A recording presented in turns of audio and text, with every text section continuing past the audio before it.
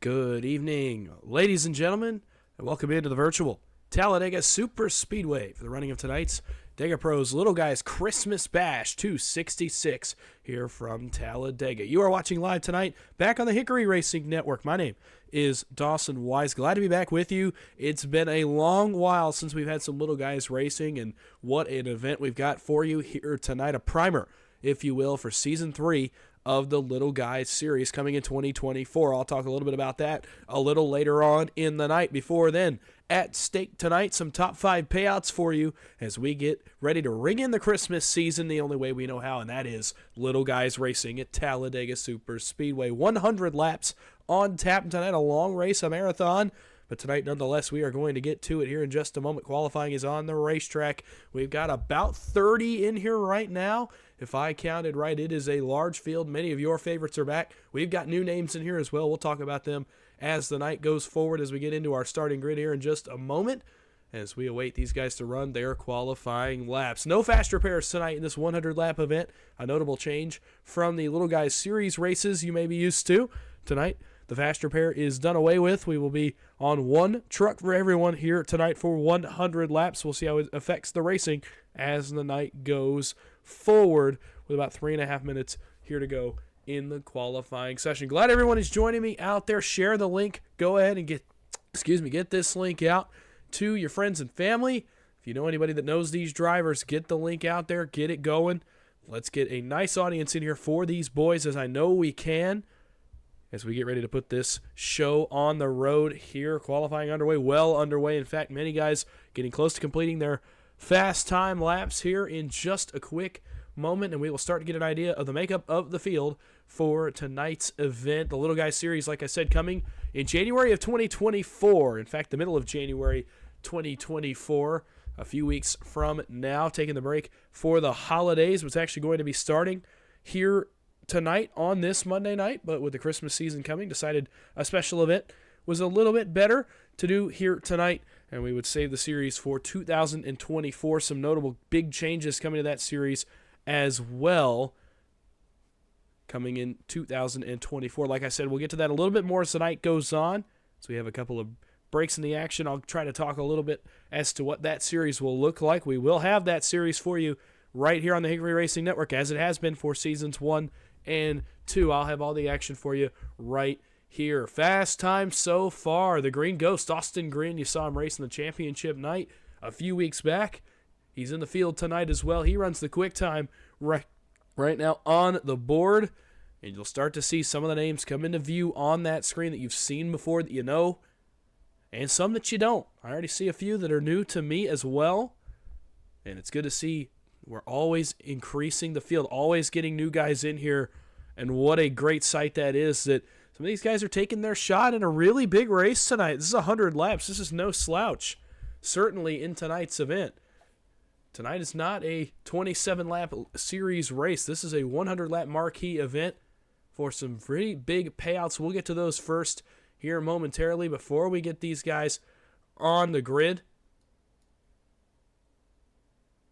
So I get this stuff out of the way. Got a couple of late entries to our onboard cameras. We'll get to those a little bit later in the night as well.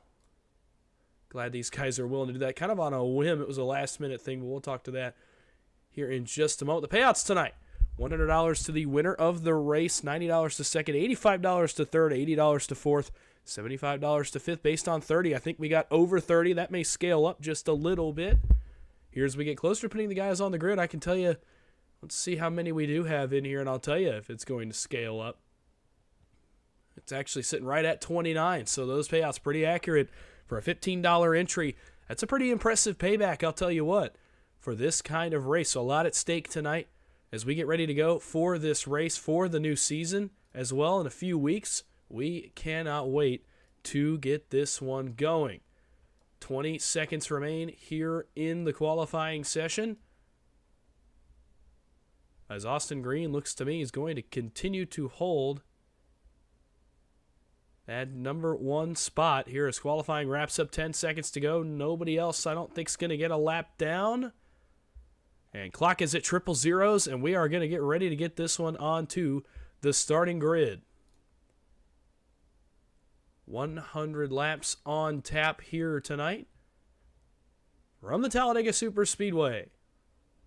On the pole, the man driving the 87, one of our championship drivers from last season, a 55.490, the 87 of Austin Green. To his outside, it'll be the 043 of Zach Range, another one of our championship drivers from a season ago, back to do battle one more time. Starting third, it'll be Justin Mills in the 3 for Hyper Motorsports, and to his outside, it'll be David Sheets in the 06. Row 3 to be Devin Ray in the 22. I know he's sporting a new paint job tonight. We'll get a look at that in a moment. And Sean Corbett of the Wolfpack starts in the 6th position. Row 4 to be Adam Ford in the 11 of Hyper Motorsports, and Larry McDonald in the 80. Rounding out the top 10 will be Steve Sizemore in the 18, and Mark Vondell from McCullough Motorsports in the 59. Mitchell Bagley starts in 11th, one of the new names in the field tonight. To his outside, it'll be the 7 of Cole Fitzpatrick. Chris Needye starts in the 13th position, and another new name to his outside, Dallas Knox in the 6. Matthew Patton in the 15 starts in the 15th position. John Ward is listed as starting 16th. Believe he'll be our race controller tonight in the 92. Richard Elliott in the 02, one of the men carrying an onboard camera for us tonight. We'll get to that in a moment. He starts from 17th with Trevor Osborne, the other man carrying an onboard camera for us, starting in the 18th position. It'll be Heath Jobe in the 760, starting 19th with Dustin Carruthers. To his outside, Josh McCullough in the 05. The defending series champ starts in the 21st position with Thomas Parker of KSR to his outside in 22nd. Joey Allen starts 23rd for the Wolfpack with Ron Morris to his outside in 24th. Danny Barnes starts from 25th. Ryan Bates will start from 26th. John Darnell start 27th. Danny Eshelman in 28th. And shotgun on the field tonight, the 27 of Tucker McClendon. 29 trucks have made the trip here to Talladega Superspeedway as we await the start for 100 laps of intense racing action here from Talladega Superspeedway. Trucks roll off the grid as we await them to roll, and we will get this thing rolling. Little Guys Racing is back here for the Christmas Bash 266 from Talladega. Trucks are rolling. We are getting ready to get this one underway. I did say we have a few that are carrying driver cameras for us. You saw one of them already. Let's get him back up here. Or maybe not. We tried. We'll work on that. We'll get that a little bit later on in the night under one of our cautions, perhaps. Trevor Osmont, Richard Elliott carrying the driver cameras for us tonight. And so we will get that working. Under our first caution tonight, we'll get those working for you as the night goes on. Austin Green and Zach Range will get us started. Two of the men that did battle in that championship race a few weeks back for our series championship. The champ himself is in this race as well. Josh McCullough in the 05. What a race, what an effort it was for him to end the season. Able to race tonight because this is not a series race. Remember, the champion of the series not allowed to race the series once it restarts for another season, but since this is not a series sanctioned event, all past champions were eligible to be in the field tonight. I believe Josh McCullough is the only one of the two that is in the field here tonight in the 05. So we are ready to get this one started and get 100 laps going here from Talladega. Pit stops will become an issue in this race for sure at some point. Believe it is 100% fuel. Even with 100% fuel, they're only going to be able to go about 30 laps or so on a tank. So an easy 2 to 3 stop race ahead if it goes green. Pace truck is down, and that could only mean one thing. It's time to go racing from the Talladega Superspeedway. Austin Green in the 87 Embry-Riddle Ford F-150 brings them into the tri-oval for the first time and gets us ready to get underway. From NASCAR's biggest and baddest track, the Little Guys are back. You know it, you love it, and we're here to bring it to you. Green flag is in the air, and we are underway for the Little Guys Christmas Bash 266.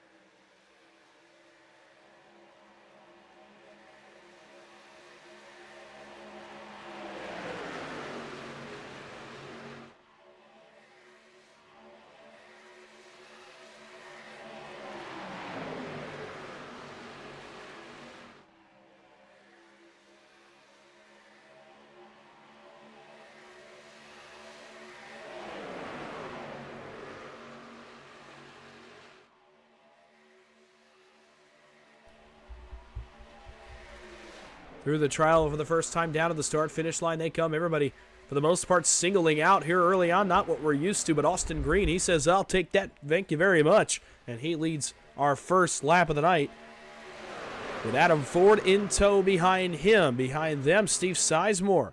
Quite a gain for him early on, up 6 spots. He is coming forward. The only 2 guys up on the outside here close to the front right now are Zach Range and Larry McDonald. They got some help coming. Cole Fitzpatrick says, I want to join the party. And he brings the newcomer, Chris Nidai, along with him. Nidai, I'm not particularly sure if I'm butchering that. Somebody please tell me. But hey, no matter what, Adam Ford jumps up in front of Zach Range. He wants to lead. He gets it here off turn number 4. The driver for Hyper Motorsports goes right to the front and brings Zach Range along with him. So the 11, the 043. On to the front. They're going to lead lap number 2. A very disorganized field here at the front so far. Not what we're used to, but nonetheless, these guys duking it out, trying to find the rhythm of the race. It's exactly what we're here to do here on lap number 3. It's a long night ahead. 100 laps lie in the future here for these drivers. It's a much different mindset than the 27-lap shootouts we had for the series the last 2 seasons. Mostly single file all the way back. Only one line up on the top side now, and that's Cole Fitzpatrick, Chris Nidai, and I believe Mitchell Bagley in the bright blue, sky blue number 2 machine.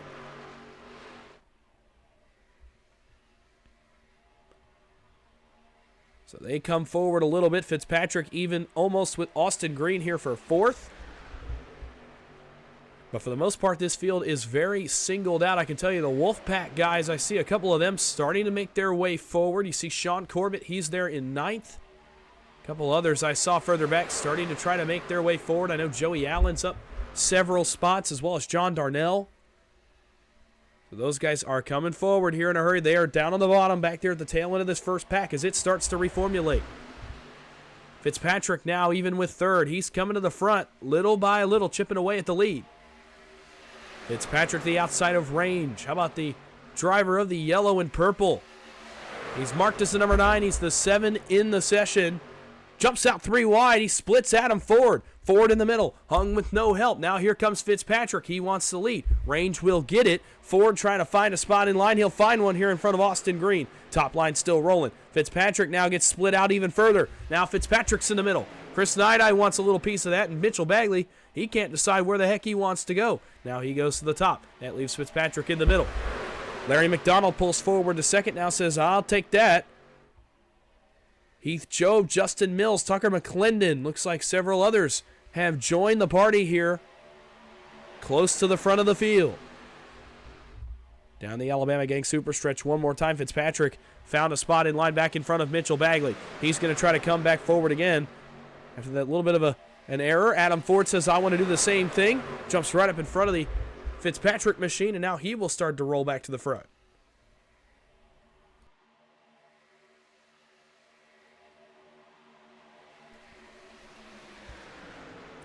They will do so here in the trial. Lap 5 off, lap 6 on. 95 laps to go. Contact between Fitzpatrick and Range. Zach Range able to hold on to it, jump right back in line. Larry McDonald cuts him a lot of slack. They're very early on in the going. No reason to be pressing the issue so far. Further back, Mitchell Bagley starts to make his way forward. Heath Jobe, Justin Mills, and several others in tow. Now Mills down to the bottom. Leaves McClendon now is going to be the lead truck in the top as everybody once again singles out. Very odd scenario to see everybody singling out for the most part here very early on in this one.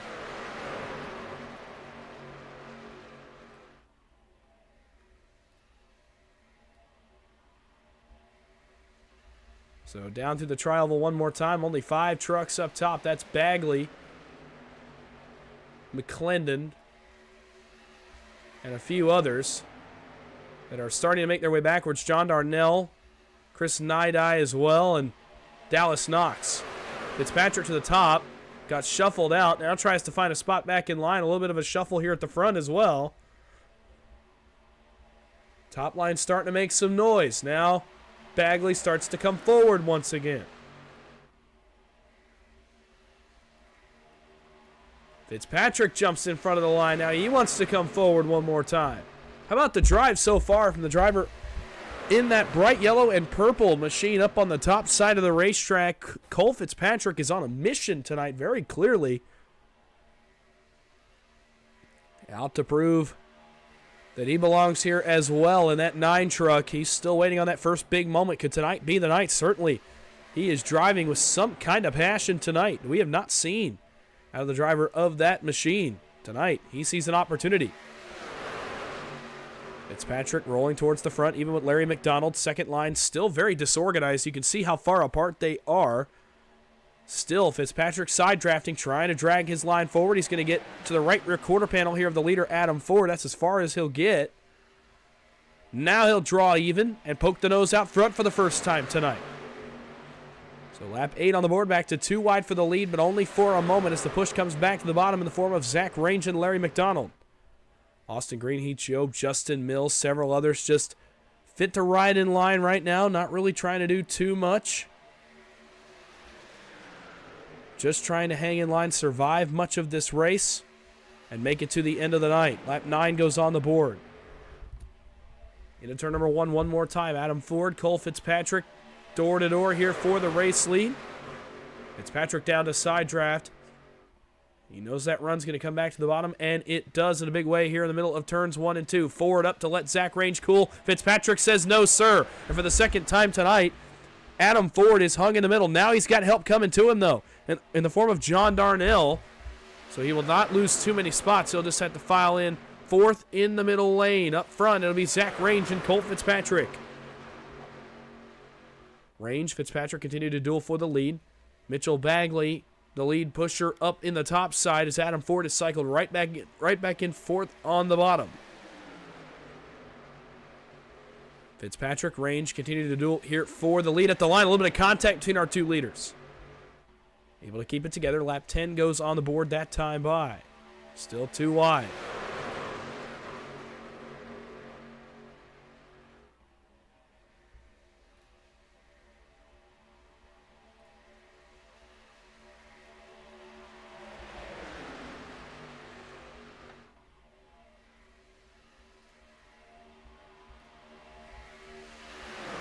Down into turn number 3, Zach Range, Cole Fitzpatrick continuing to duel here for the race lead, but the bottom, a lot more energy, a lot more organization, at least so far. John Darnell, welcome to the party in the 99. He's 4th in the outside line right now. That red, white, and blue Ghost Racing Network Chevrolet Silverado has come to play here tonight. Lap 11 will go on the board. It means 90 laps to go here from Talladega. Fitzpatrick once again pokes the nose out front for the lead here for a brief moment.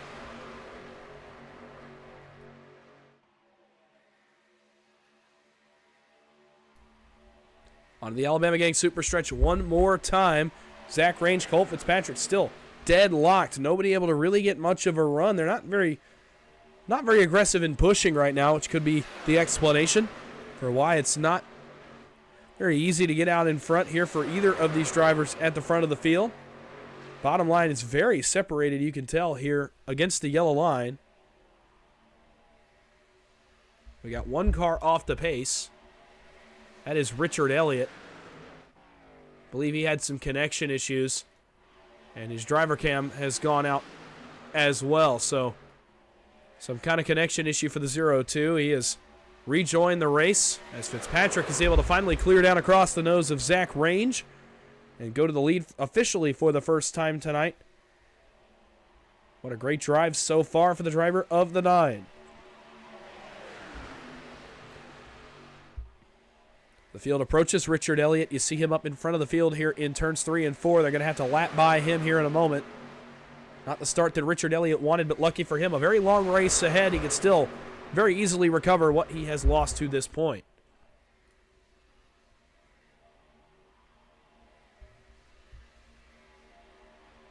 They will approach him. He goes up to the wall, going to let the leaders have a ton of room here and to go on by. No point in really trying to fight them at this point in the race. And so they will go on by, and Richard Elliott will go lap down, try to hang on to the draft here of this second line, perhaps, as he tries to drop in, stay only 1 lap down. Second line starting to fade just a little bit. McClendon Mitchell Bagley and that entire line. Just not a ton of help here so far. Now they start to move a little bit further forward. Bagley's going to get to the door number here of Zach Range. Going to try to get even with him here off turn number 4. He will. That's a good push by McClendon. Gets the Mitchell Bagley machine closer to that second spot. All Cole Fitzpatrick up front, though. As lap 14 is on the board, 87 laps remain here from Talladega.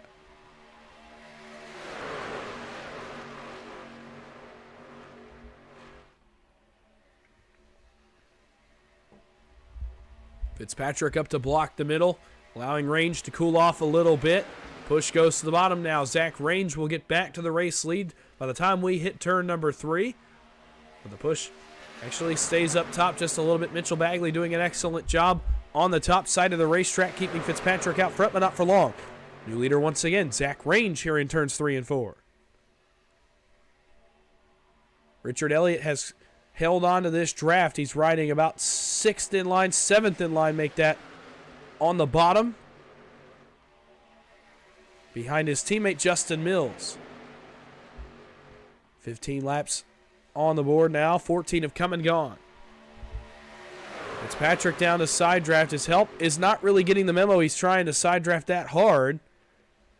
Nonetheless, they're able to keep it moving anyway, and Fitzpatrick again will poke the nose out front of that 0-4-3 here on the back stretch. They need a little bit more help, though, is Tucker McClendon. He's leaning out of line. That's going to help. It's not going to help their line a ton. It's going to drag them backwards a little bit, and there you see it does on the entrance of turns 3 and 4.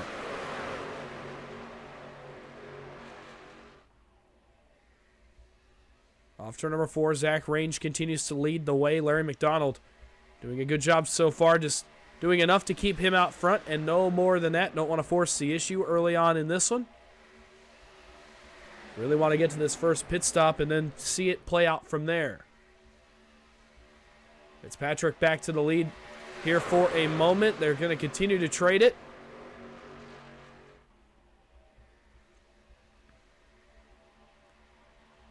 Range back to it here, but not for very long. Men on the move right now, Tucker McClendon, John Darnell, each up 24 and 20 spots respectively. Fitzpatrick down across the bottom line one more time, and he retakes the lead on lap number 16.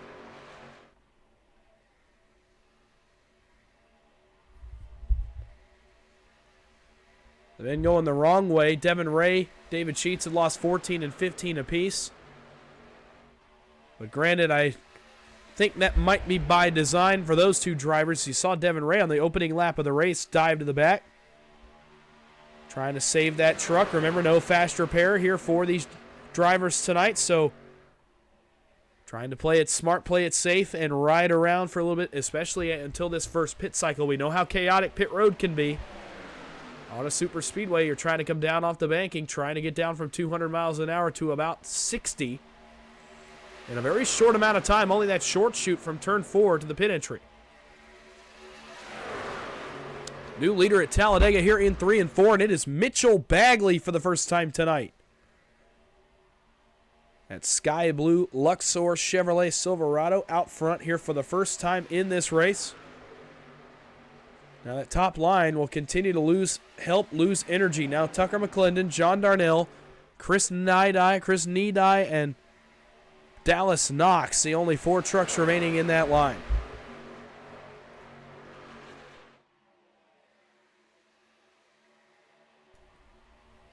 And now they split out 3 wide. McClendon, Darnell going the other way, and this may be by design. We may be about to see some pit stops. It is 100% fuel. You'd expect them to be able to go about 30 laps. We'll see if that is indeed the case. Adam Ford back to the top of the racetrack. Not really much doing up there, though, in front of the Chris Neidye machine. And they're going to have to fade back in line, I think. It's a good opportunity as the field starts to single out to go back and find the man carrying our onboard camera, and that is Trevor Osbornoff. In the 89, I think we've got this figured out now. There he is. Boy, and he is stress-free. Completely stress-free. So interesting look here from the driver of the 89. He's relaxing, riding around here at the back of the field. And so, good run for him so far. Back here around his KSR teammates. Dustin Carruthers, Ryan Baste, Thomas Parker, all in this field. They're running back here towards the tail end of the field. Running the same strategy as the 22 Devin Ray, running right in front of him. Back up front, Adam Ford has started to make some progress, continues to chip away at the lead of Mitchell Bagley. Chris Nidai doing an excellent job here of moving that line forward. I'm just not really sure where they think they're going to go. A pit stop is coming here probably in the next 10 laps or so. But they continue once again to chip away. And now this will be an opportunity here. If you are out there, you're rooting for a driver, use that chat feature. That's what it's there for. Root for your driver here tonight. Put that in the chat. I know we got some people out there already. Devin Ray, always good to see you. He's running close to the tail end of the field right now, but hey, he's playing the safe strategy. You see him back there at the tail end of this lead draft. Hanging on behind his time and saving his truck for a little bit later on in the night. Reliant. And for Zach Range, there on the bottom of the racetrack, third in line right now. No surprise to see Zach Range running at the front of the field. One of the more aggressive guys in this little guy's field. One of the more aggressive guys in our big dog fields as well. You see him be aggressive in Tuesday Night Thunder, in PGR Thursday Night Heat. Any money race you see Zach Range in, he's going to be at the front if it's at all possible. Whoa, contact.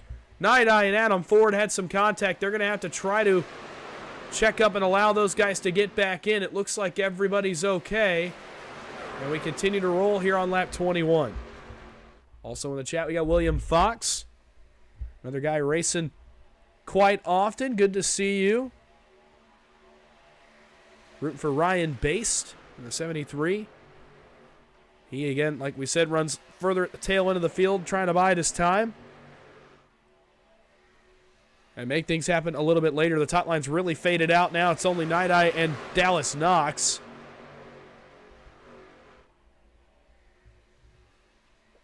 And they both are probably going to have to fade into the bottom. We'll have one single file line here at the front of the field. Mitchell Bagley's loving this in the 2. He's able to just sit out front and lead some laps. No stress, no worries right now. Cole Fitzpatrick, Zach Range glued to his back bumper. Not going anywhere anytime soon as we await our first set of green flag pit stops.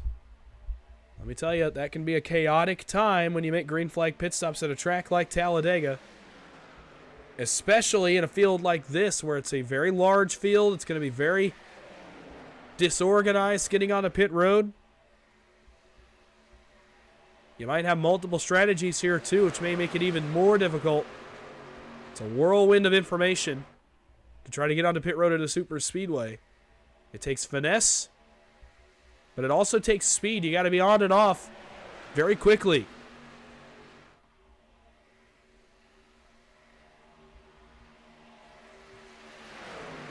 In turns 3 and 4, Bagley, Fitzpatrick, Range, McDonald, Austin Green, your top 5 so far.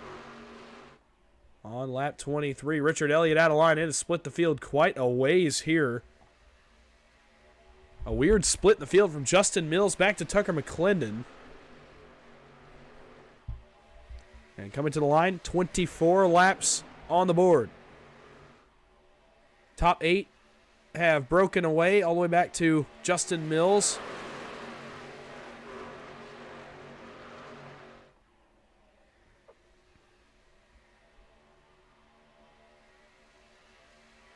Heath Job is slotted nicely here into the top 10 as well in 7th.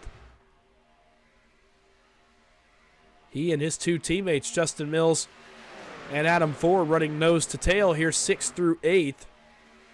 3 of the Hyper Motorsports entries in the field here tonight have found each other on the racetrack and have found a pretty good set of track position here.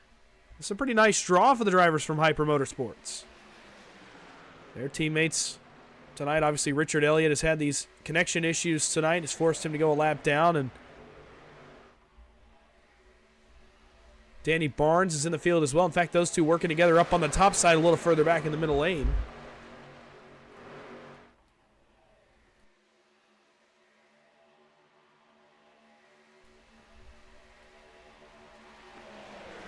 And so we await to see what those two can do.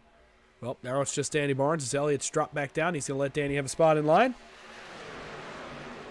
And so there you go.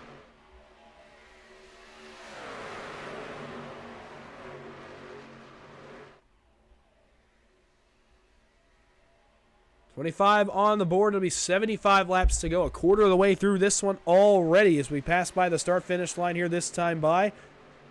Mitchell Bagley continues to lead the way.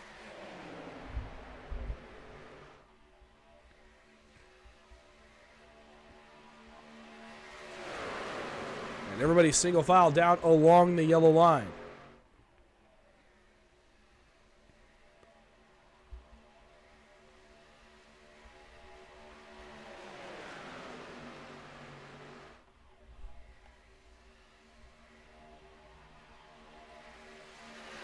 Got Stephanie in the chat as well, rooting for Dallas Knox. Good run for him so far. Running in the 12th position. We'll get him on screen here for a moment. Another one of the newer drivers in the field tonight. Coors Banquet. Aboard that Chevy Silverado. Pit stops. KSR says, I want to come to pit road, and Devin Ray's coming with him. They are on pit road here on lap 27. They drag along Steve Sizemore as well. So the first round of green flag pit stops is underway. And this pretty much indicates it's going to be about a 3-stop race here tonight, possibly 4. These guys pitting the first of anybody. Onto the backstretch. Mitchell Bagley, Cole Fitzpatrick all the way back through the field. They have seen that now. They now will have to make their decision on when they would like to come to pit road.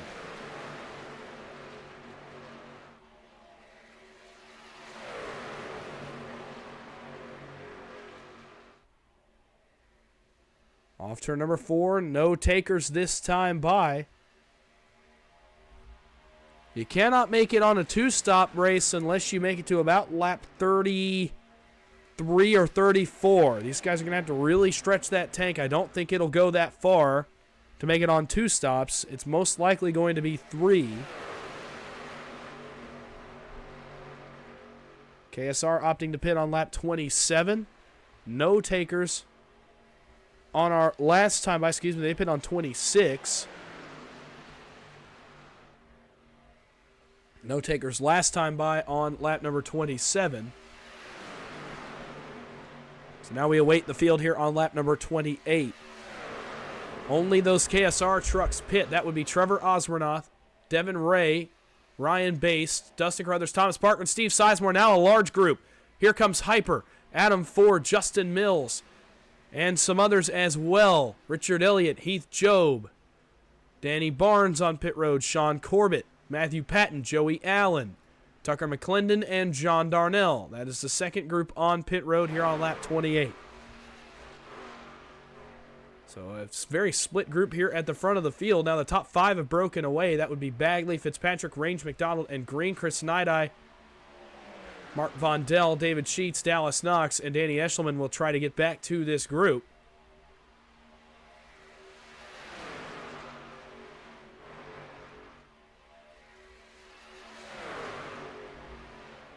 And it's off turn 4 one more time here on lap number 29. The leaders, you'd imagine, would pit, but they don't. They stay out.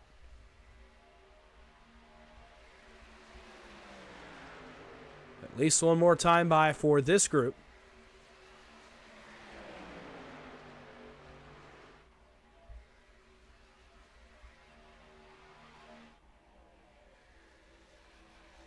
I can tell you, so here's the battle for the first group off pit road. There you see the KSR trucks further back, about a half a straightaway back of these Hyper trucks.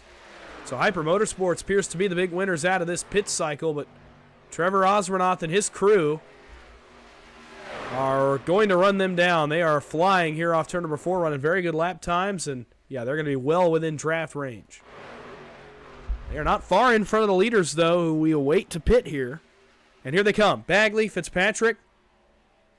Everybody except Austin Green and Mark Vondell. Fitzpatrick, oh boy.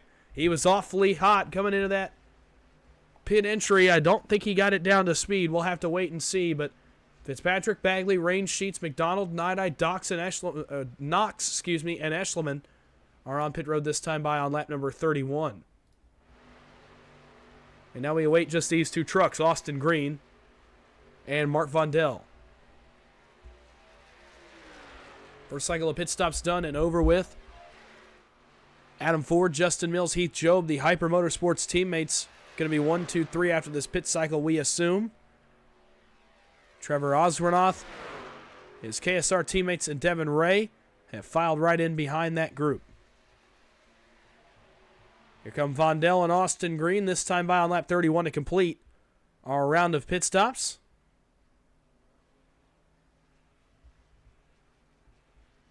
These two, the last two to hit pit road.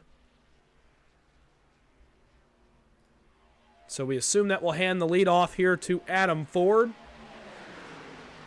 Actually, it hands it off to David Sheets, but he's going to get lapped over here by the field, so he'll have to catch the tail end of this draft.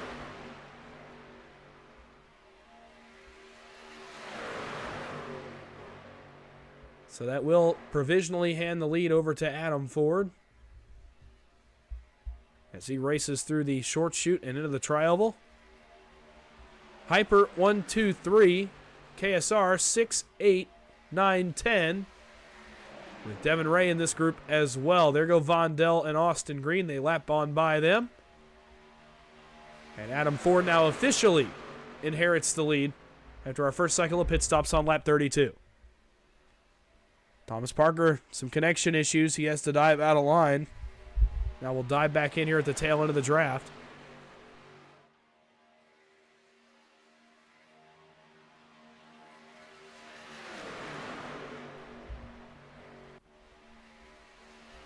Adam Ford, Justin Mills, Heath Job continue to lead the way of what has become about a 10-truck breakaway here as Thomas Parker continues to have connection issues. And they are going to quickly lose the draft. He, Austin Green, Mitchell Bagley, and others going to lose the draft here. They're right on the tail end of losing the lead draft.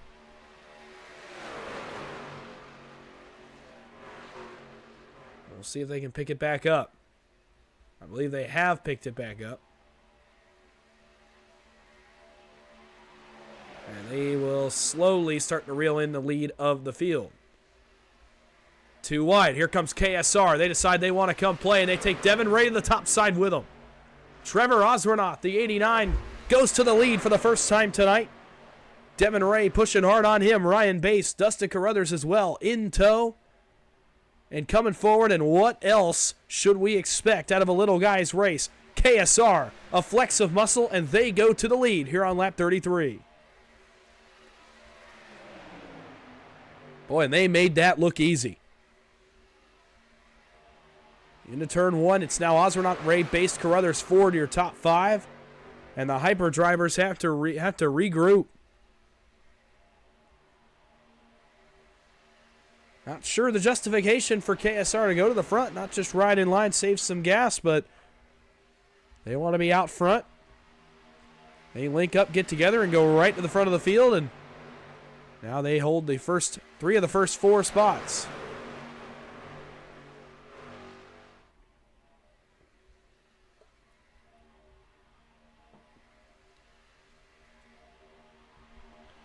Through the tri-oval one more time. 35 laps will go on the board this time. Anthony in the chat, rooting for Ryan Bass. Good showing for him and his KSR team here tonight so far. He runs in position number 3.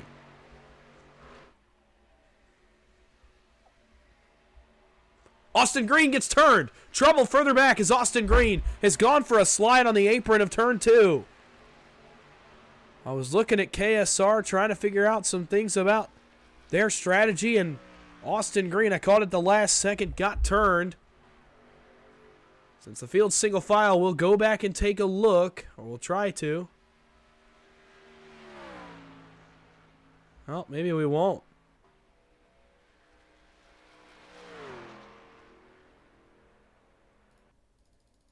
We're going to try to take a look at what happened to Austin Green here while we're under the green flag.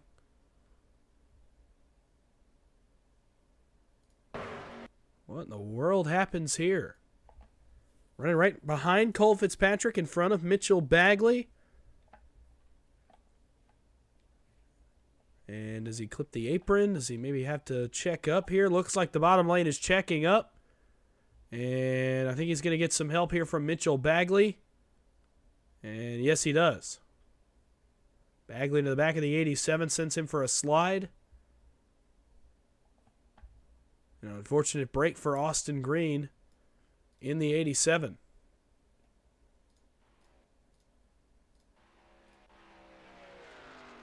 So he'll need a caution now later on in the night if he is going to get back into this one. But back up front, it's all Trevor Osbornoff as he continues to lead this one. We slowly creep towards the halfway point and also our second cycle of green flag pit stops.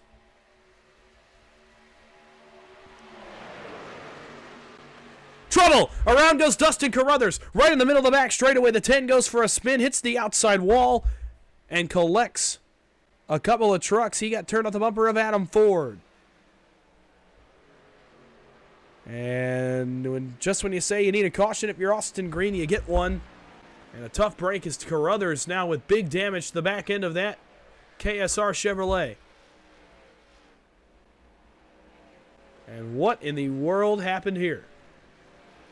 Single file, the front of the field, and here's Carruthers. Get a little bit better, try to find a little bit better camera angle here. I think we've got one. Oh, thought we had one that we could just get one right out the back straightaway. Apparently we don't. Let's try this one here. Hyper goes to go to the outside and catches the right Renette code of the 10. And slides him sideways. And this is a big hit to the outside wall. Justin Mills, Heath Job, David Sheets, Cole Fitzpatrick, and others dive to the inside. And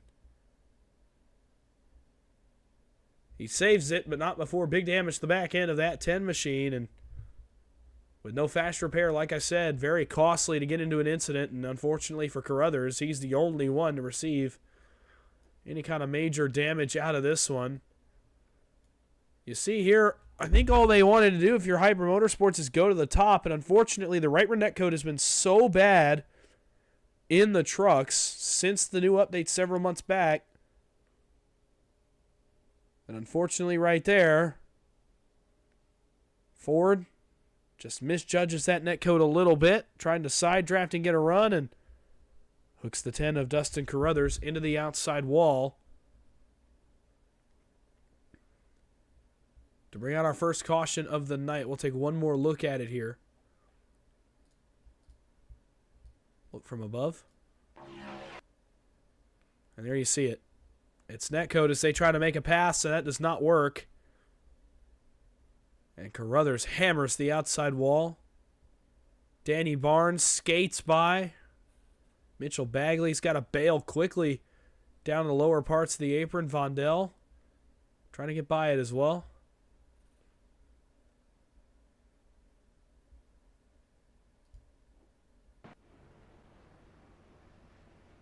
And so on lap 39, Dustin Carruthers now works to get that damage fixed.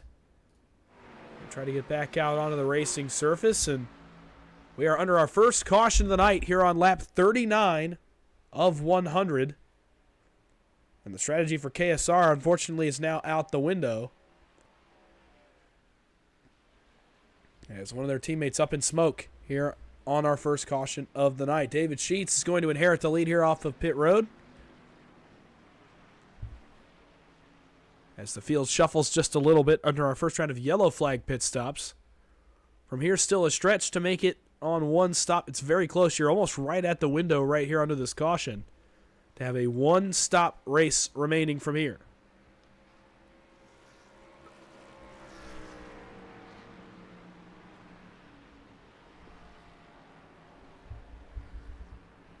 And so we'll see what these drivers are able to make happen. The driver that caution saves is that man right there, Austin Green. You saw him get around off the front bumper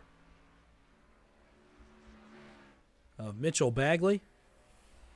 And lucky for him, the caution flag comes out not 5 minutes after I had talked about he was going to need the help of a caution. One flies, and he is able to remain on the lead lap and be right back into the thick of this race. So Sheets, Mills, Job, Barnes, Ford, your top 5 here on lap number 39. Larry McDonald, Mitchell Bagley, Zach Range, Matthew Patton, Danny Eshelman make up the top 10. Good to see Danny E in the top 10. Lap 40 going on the board. To be 1 to go this time by. We'll get back to racing with 60 laps to go here in the Little Guys Christmas Bash. I thought we were getting 1 to go. Maybe not. Yep, it is 1 to go. Not sure why the leaders aren't doubling up. Now they start to double up. Just a momentary realization there for those guys.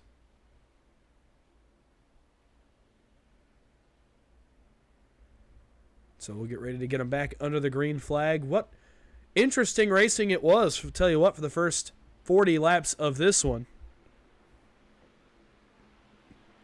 As it really singled out for most of that run. It was too wide for a moment, but once we got singled out, that's how the race kind of went for a moment there on that first run. It went for a long while, just single file, everybody trying to save their truck, and it was for that reason that you don't want to have to try to fix the damage and you don't have a fast repair to work with, so less incentive to go up there and race super aggressive early in the going.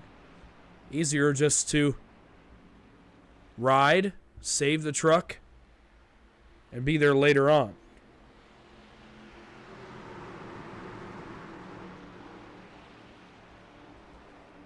So David Sheets brings the field off of turn number 4. Justin Mills will flank him to his right elbow.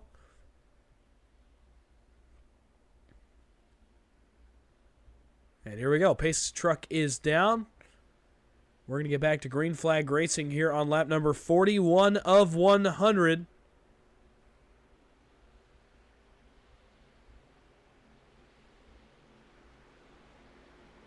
And so here we go.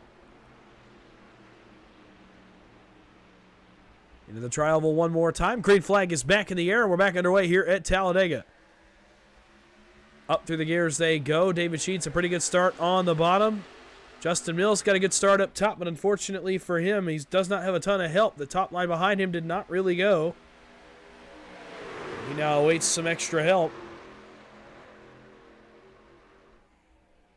Onto the super stretch here for the first time on this restart. Now Justin Mills has some help to him as he starts to work back forward, trying to get back to the race lead. Justin Mills to the outside of the second place truck, Heath Job, now closing in on the leader once again. He'll draw even here into turn number 3. His teammate Danny Barnes and Larry McDonald as well, all over the back of him.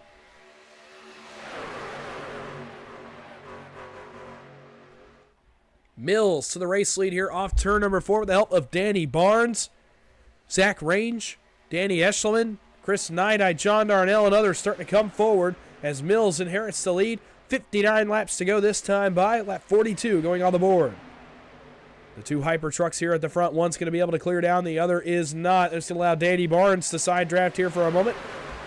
And he may get the lead here in turns 1 and 2 and onto the super stretch. Danny Barnes, that bright green and gray, number 7 up top for Hyper Motorsports, now pushed by Larry McDonald. Drag race down the super stretch. Mills and Barnes as they race for the race lead. 3 wide up top. Here comes Mart Fondell. He's got Richard Elliott with him. The first time we're going to see 3 wide in this race.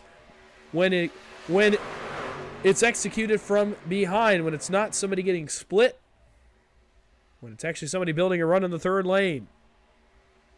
Barnes and Mills continue to race for the lead. How about Danny Eshelman? Danny E to the top of the racetrack. Zach Range says, I want a piece of that action too. The 0-4-3 to the top, and now on lap 43, we are racing at Talladega Super Speedway. 3 wide, 4 rows deep for the first time tonight.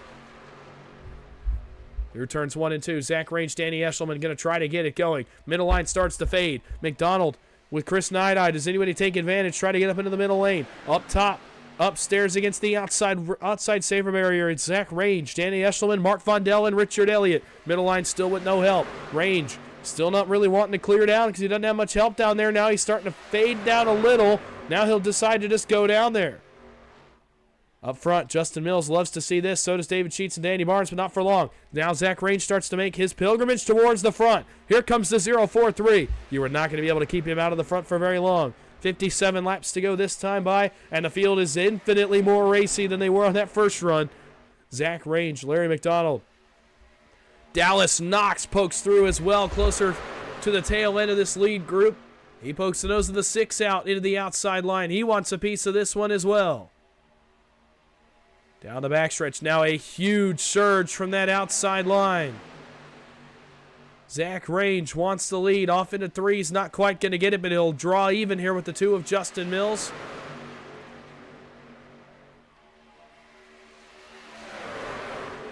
Into 3. Side drafting hard is Zach Range on Justin Mills. Range will poke the nose out front here as we get into the tri-oval. One more time, McDonald doing everything he can to push that truck. Mills continues to lead. On the bottom of the racetrack, good help from David Sheets, Danny Barnes, Heath Job, and Adam Ford. Mitchell Bagley is back there as well. Sean Corbett is right at the tail end of this 2-wide group. He's got John Darnell with him. 3 wide one more time. Chris Nideye wanted to take a shot at it, but no helpers, so he's going to, well, now he's going to fade back in line and go back to 2-wide racing.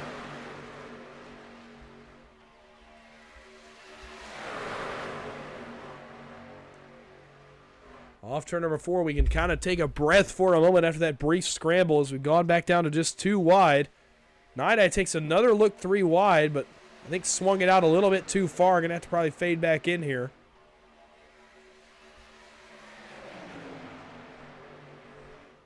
Nope, they take another look now. Oh, he baited him. Up and down goes Chris Nideye and Richard Elliott. Probably not going to be too big a fan of that, so 0-2 cycles backwards.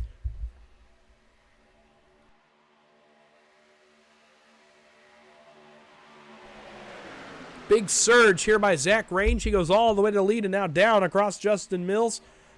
New leader at Talladega, Zach Range in the 0-4-3. And what a familiar statement that has become. Zach Range has become one of the more aggressive drivers in this series. One of the more aggressive drivers across money racing. Certainly has exhibited some of the most growth we've seen out of any driver. He has become polished in his execution of these super speedway races. And no surprise to see him running up at the front right about now. Middle line really starting to wiggle a little bit, starting to fade. Larry McDonald, Danny Eshelman, Chris Nideye, Dallas Knox, Cole Fitzpatrick, Mitchell Bagley in that middle lane trying to make something happen. Just not much doing right now. But they will continue to try to advance forward.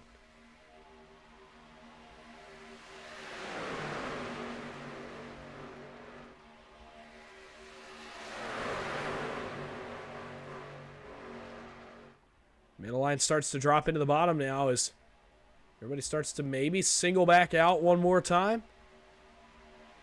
Still 6 trucks up in the top, led by Larry McDonald, as he tries to forge his way ahead. But they're going to get split 3 wide. This time they actually have a run. Chris Nideye, Dallas Knox, Cole Fitzpatrick. Well, they had one. It fades, and they have to get back in line. Nideye tries again. The 5, very insistent on going 3 wide. Now he's got a good push down the backstretch. Picked a really great time to go. Nideye, trouble! Around goes Dallas Knox and Danny Eshelman in the 26, and this is going to bring out a yellow flag as they slide down the racetrack. KSR, Devin Ray, Austin Green all scramble to miss this one. As Danny Eshelman and Dallas Knox go for a slide on the end of the back straightaway. That brings out our second caution of the night. Looking back there at Danny Eshelman. Try to find a decent camera of it. No. No, that one's really not going to do it either.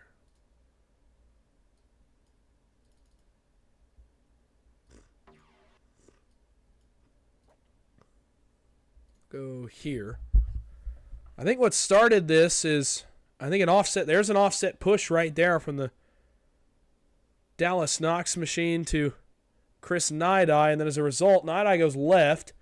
Knox tries to follow him, and when he does, he gets into the back of Danny Eshelman. It gets him up into the outside wall. They collide again here in the entrance of turn number 3. And unfortunately for both drivers, they're going to be involved in this one. Now, the fortunate thing is I don't think either truck has that much damage. I believe they'll be able to get those trucks fixed. I know I saw Dustin Carruthers. His truck is completely fixed, so not all hope lost here for those two drivers, but certainly a setback they were not anticipating here early on in the going of this one. See if we can get a little bit better look at this one. This is in a pretty bad camera angle spot. Let's go back a little bit further than that. So they went to the third line. They actually had a nice run moving forward. This is the first time I think they picked the right time to take the run. And as Knox tries to center up with the back bumper of the 5 of Chris Nidai, I think he's going to, right here, give him a little bit of an offset bump. There it is. So he sends him left. And as he tries to follow, well, actually, I tell you what, let me get one more look at that. I'm almost wondering. Oh, this may have been a stack up as well. I think it also stacked up. May have had a little bit of help from Cole Fitzpatrick. Just kind of nobody was really on center right there. And unfortunately for all of those drivers, they end up causing an incident. But Eshelman and Knox get the brunt end of this one. They sustain some damage.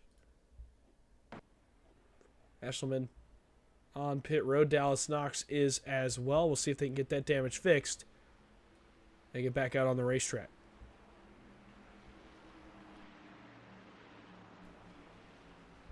Zach Range is your leader here on lap number 50. We'll be halfway home in this one next time by. And he leads the way. David Sheets is second. Justin Mills is third. Danny Barnes is fourth. And Heath Job is fifth. Rest of the top 10, Chris Nidai in sixth. John Darnell seventh. Adam Ford eighth. Sean Corbett ninth. And Mitchell Bagley rounding out the top 10.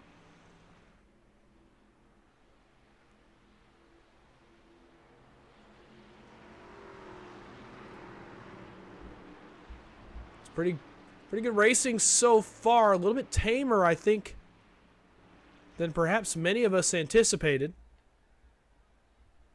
But nonetheless, pretty good racing, strategy races. I've talked about it before in this series, I think. The strategy races are my absolute favorite to watch. They're my absolute favorite to call. And so what a night it has been so far. And we're only halfway in. Still an entire half of this race still remaining.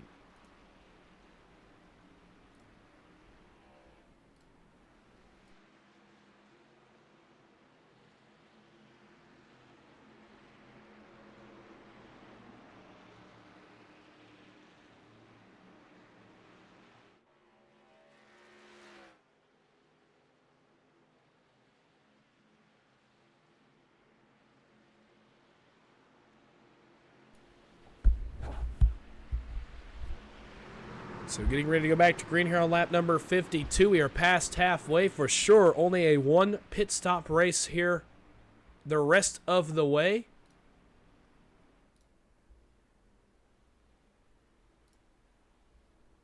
And so we await when that pit stop will be. Actually, the later the caution gets closer to the window, the more interesting this race becomes because that window for pitting gets a lot bigger. You're not going to have as small a window to pit on that last pit stop. You could either pit early when the window opens, which should be around lap, I would say the window would absolutely open about lap 70, 72 at the earliest.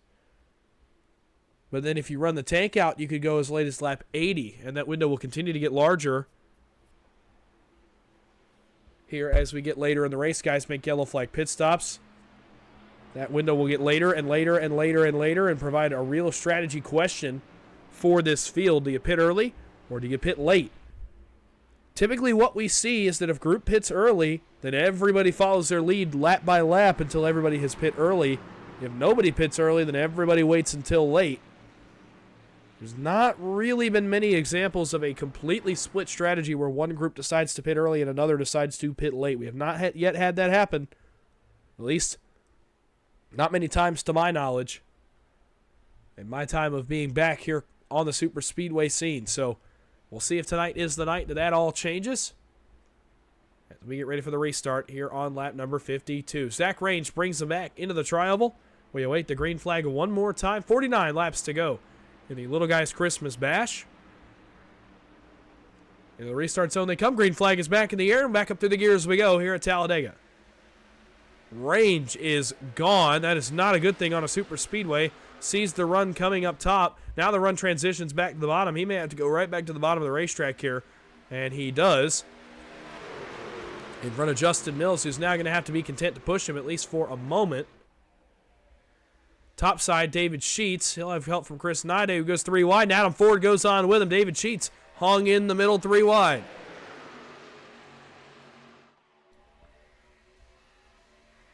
Sheets still waiting on some help. Everybody else is singled out. Chris Nideye's got a heck of a run here to the front. They pull down in front of David Sheets. Adam Ford all over the back bumper of him. Hyper Motorsports rides 2, 3, 4, and 7 right now on the racetrack. Zach Range very content with this. He leads the way here into the tri-oval one more time. Down to the start-finish line. Lap 53 on the board now. As Range continues to lead the way. Pace is picked up, that's for sure. The later we get in the race, you can tell the pace is starting to pick up. The intensity is starting to get higher and higher and higher. Range to the top. In front of Chris Nide-Eye. Now he allows Justin Mills to cool. John Darnell has found his way through. Mitchell Bagley, Cole Fitzpatrick as well. It is getting racy up front. Nide-Eye's pushing all over Zach Range, getting him out of shape. That allows Justin Mills to go to the race leading the 2. He brings his teammate Danny Barnes with him. They're trying to bring Heath Job along with him as well. How about Sean Corbett for the Wolfpack on the bottom, 4th in line now in that 45, the red and green truck down there along the yellow line. David Sheets has found a spot in line as well. He's 5th on the bottom. Top side now trying to get their energy back. It's very disorganized right now. They're trying to get that energy going back in the right direction. Mills, Range, dueling for the lead here in turns 1 and 2. Lap 54 on the board. Matthew Patton has started his way forward as well, a little further back. It's the first time he's been up close to this lead draft.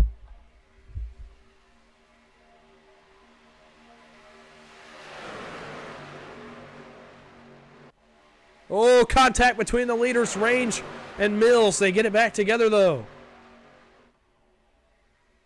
5 of Chris Nide-Eye doing an excellent job so far, trying to push on the back of that 0-4-3. Dead even for the lead. Now Range pokes a nose out front. Going back to the line. He's going to get back to the lead. 46 laps to go. He'll get clear of the bottom. He'll drop down here in front of Justin Mills. That allows the 5 of Chris Nide-Eye to lead the top, but he's got no help. Adam Ford's not really to him. He pulls off the side of that inside line, trying to square up to his help out back.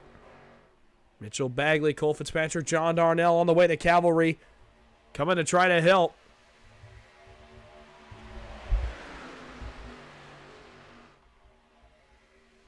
Down the back straightaway one more time and off into turn number 3.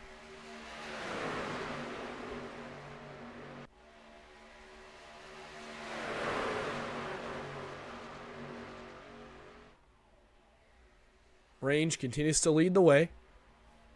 The outside is faded just a little bit. They try to get their run back now here in the middle. It'll be 45 laps to go, and we start to slowly approach that nitty-gritty crunch time late in one of these races where you have to start making your preparations for the end. You have to start making yourself get into a good spot. Their run continuing to fade on the outside line. The disorganization really coming back to bite them. Now they're all over the place disorganized here.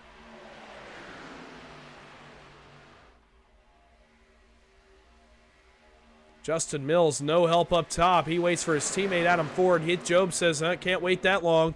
Jumps up there to help his teammate. Range jumps up now. Oh, but gets booted out of the way. Justin Mills says, nope, that was too late. And boots the 0-4-3 right back to the bottom. Justin Mills back to the lead here. He'll bring his teammate Heat Job with him. Adam Ford along as well.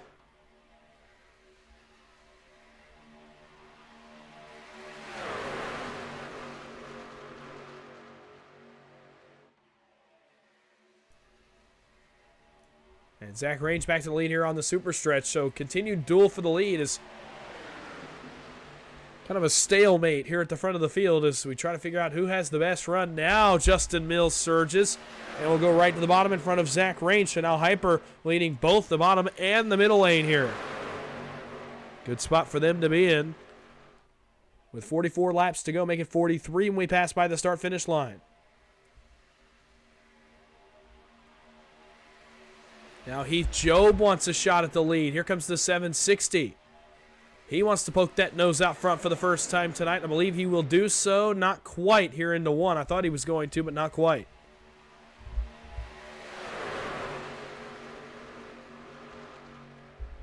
Zach Range sees an opening. He wants up in front of Heath Job, and he gets it. Now Mills waits on the help of his teammate Danny Barnes. Zach Range in the 0-4-3. Does he get split? Oh! Risky business by the driver of the 0-4-3. Meanwhile, up top, Chris Knight in the 5. Mitchell Bagley as well. Here comes Hyper. They split Range out in the middle. Range has no help. Waits on somebody, anybody to come get him. Believe Cole Fitzpatrick is going to pick him up. But now that leaves Hyper 1, 2, 3, 4 here at the front of the field at Talladega. 42 laps to go. Range side drafting, trying to wait on some help. Cole Fitzpatrick coming to him. Now Job down in front of Range. He'll get a huge shot here in the middle of 1 and 2. He splits the Hyper drivers, does Range. So now Range actually doesn't get too bad of a draw here as he's going to continue to lead the middle lane. He's got Adam Ford behind him. He was not able to get all the way to the lead, but was able to stay way further up than I thought he was going to be. I thought he was going to cycle all the way backwards. Instead, he stays inside the top 3 and breaks up this Hyper party up at the front for now.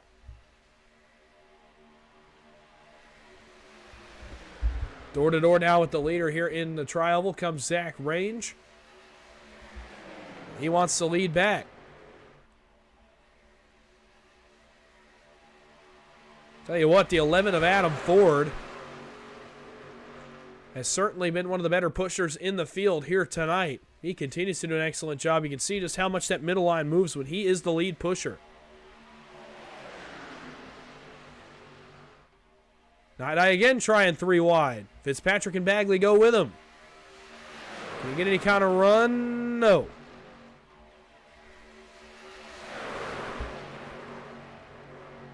And now Range's help. Adam Ford fades in line.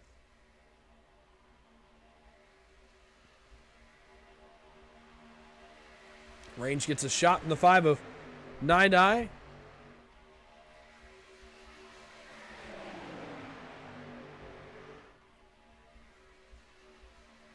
Oh, contact between Barnes and Night Eye.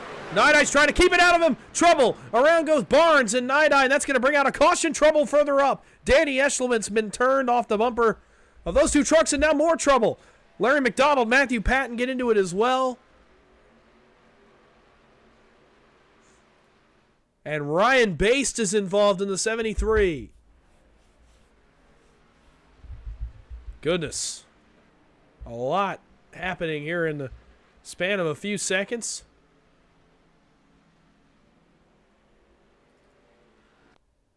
So let's go to the initial cause of the caution, which was Danny Barnes and the 5 of Chris Night Eye. Let's see what happens here. We'll actually go back to the initial contact. I think TV Follow is going to give us the best look at the initial contact. You see there's going to be contact here on the entrance of turns number 1 and 2. I try to follow Zach Range down and overcorrects just a little bit, collects Danny Barnes. And right here, it looked like maybe both drivers were going to save it. Night-Eye unable to make the save, and now it's going to collect Barnes. And right here, as they come back up on the racetrack, they're going to collect a few more. Larry McDonald bails. He's going to get Danny Eshelman. Actually, I think Eshelman's going to collect the 80 of McDonald right here. He does. McDonald up and into the outside safer barrier. And as he comes back down, Matthew Patton, not much he can do there. He's trying to bail out of the way, and unfortunately, not much he can do. Oh, then Ryan Baste. I don't actually think he was involved. I think it was more maybe that he just came to a stop here on the apron behind the incident. Let's see. And, yep, so Ryan Baste not involved. Instead,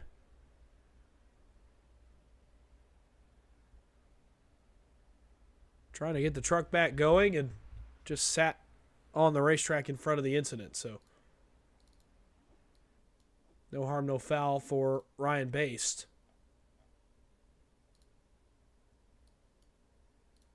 Get one more look at it here. Both trucks had it saved, but Night-Eye a little bit too much wheel. Slides down the racetrack, collects Danny Barnes. There you see McDonald and Eshelman.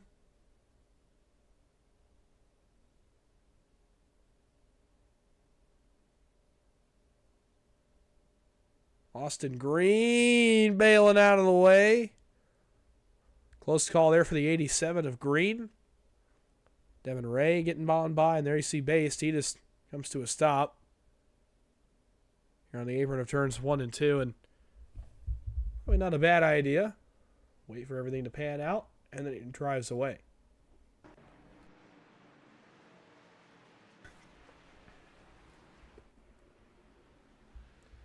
So Justin Mills leads the way. Under this, the third caution of the night here on lap 63. So now we're closing in on where you would not have to make a pit stop anymore, but you still do as of right now. We're about 7 laps short of the pit window. So everybody's still with 1 pit stop to be made. But now that window for pitting opens up a lot. Now you could either go to about lap 95, or you could pit when the window opens on lap 70.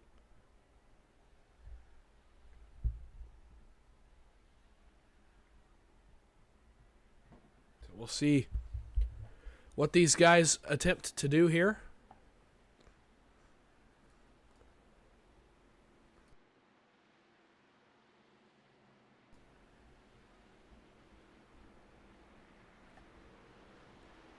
Mills, Job, Ford, a Hyper Motorsports 1, 2, 3 at the front of the field.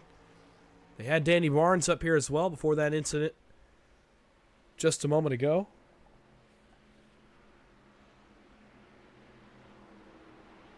We'll get 1 to go this time by. It'll put us back under green on lap 65 of 100.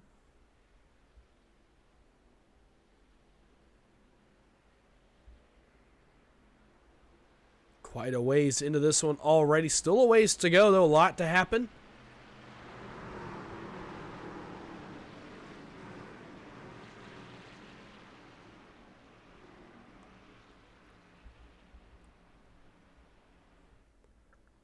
So as the field paces through, we'll get the rest of the top 10. The top 5 right now, Justin Mills, Heath Job, Adam Ford, Sean Corbett, and David Sheets. Rest of the top 10, Zach Range, Mitchell Bagley, Cole Fitzpatrick, John Darnell, and Mark Vondell.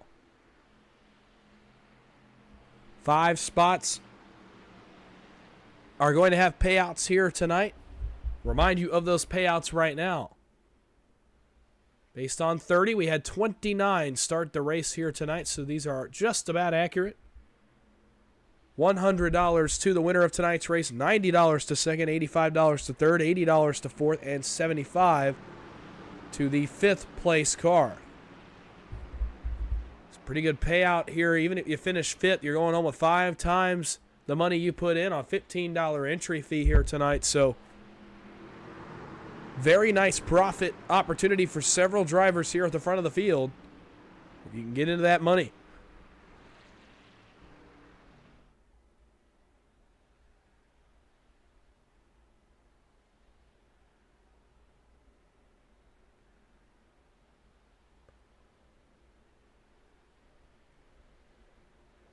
And here we go. Pace car is down. And away we go once again. Justin Mills bringing the field into the tri-oval. And we will get back under the green flag here one more time. Into the restart zone. It's the teammates on the front row, Mills and Heath Job. Green flag is back in the air and back up through the gears we go. Drag race to turn 1 between the Hyper Motorsports teammates. Bottom went, top did not. Heath Job still waiting on his help. Zach Range bails to the bottom immediately. That leaves only 2 trucks on the outside bottom line. Rolling huge here in turns 1 and 2. David Sheets, if he gets a window, does he look to the outside here off turn number 2? Not going to get the opportunity. Here come Job and Sean Corbett, but it's only those 2 up top right now.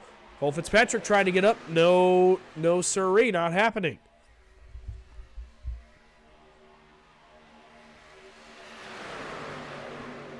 It's Mark Bondell and Danny Barnes coming back to the front. Barnes wasting no time at all.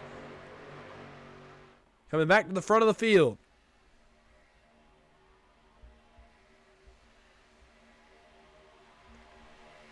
Heath Job to the outside of second place Adam Ford. Still not even with the leader quite yet. 35 laps to go here from Talladega. We are getting down to it, and if you're just joining us, you missed a good one, but you joined at the right time. We are coming up on crunch time, on go time, here from Talladega Superspeedway. Still a pit stop to be made. The window opens here in about 5 laps.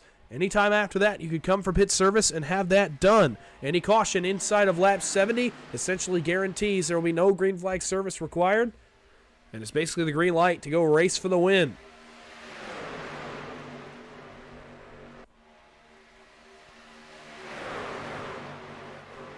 Danny Barnes drops in. As he is filed in line 5th on the bottom. Job, Corbett, Vondell. The top 3 up top. Richard Elliott is back on the lead lap as well inside the top 10. He's 5th in line. John Darnell is 6th in line. The car 4th in line is Dallas Knox. And he is multiple laps down. We'll tell you the exact number here in just a second as to how many laps he is down.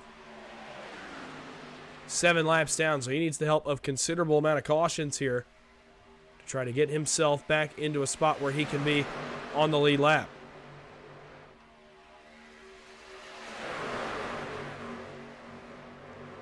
Off turn number 4, Justin Mills, Heath Job continue to lead both lines. Lines starting to pack up. We're starting to get more racy here as we approach the pit window and approach that 30 laps to go number.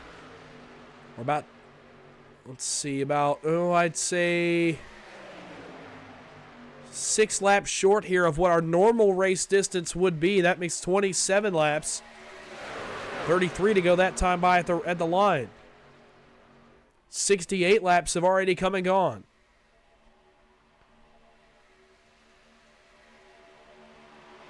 Down the super stretch. Heath Job draws even now with his Hyper Motorsports teammate into turn number 3. He will poke the nose out front for the first time. And Justin Mills gets the push back to the bottom and will re-inherit the lead here in turns 3 and 4.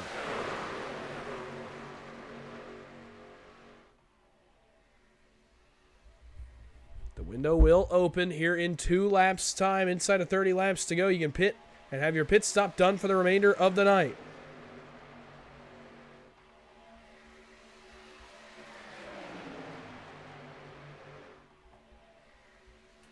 We're closing in slowly on getting to that point. 32 laps to go. Don't forget about Mitchell Bagley, Cole Fitzpatrick, and others further back that at one point were up here in this lead draft, in this lead few rows, battling for the lead. They're biding their time now. Come the next 10, 12 laps or so, I don't think that's going to be the case.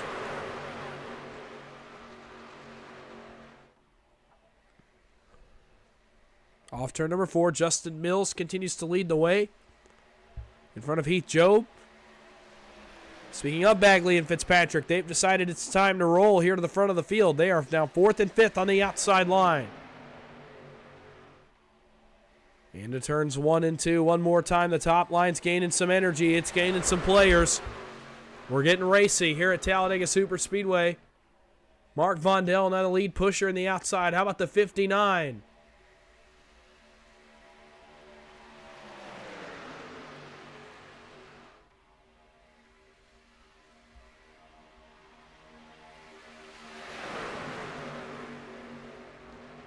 '59's come to play here, as well as the 45 of Sean Corbett. We talked about him all night in that 45 machine for the Wolfpack. And now he is leading the outside line for the first time. Mitchell Bagley looks 3 wide with Fitzpatrick. They've got range going with them. Can they make something happen here? They're going to take Chris Knight, Dallas Knox with them.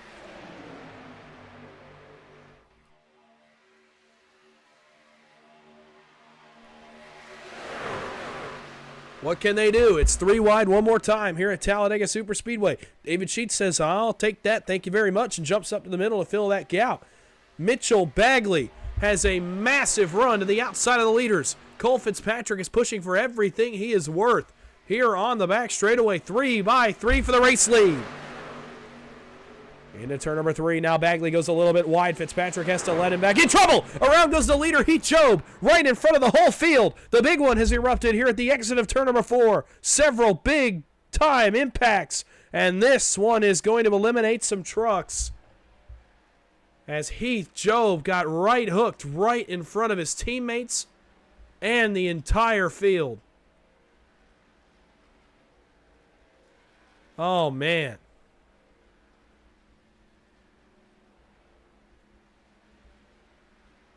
This one surely will eliminate some trucks. On lap 72. So in turns 1 and 2, Heath Job was leading the race. I was looking back at Mitchell Bagley.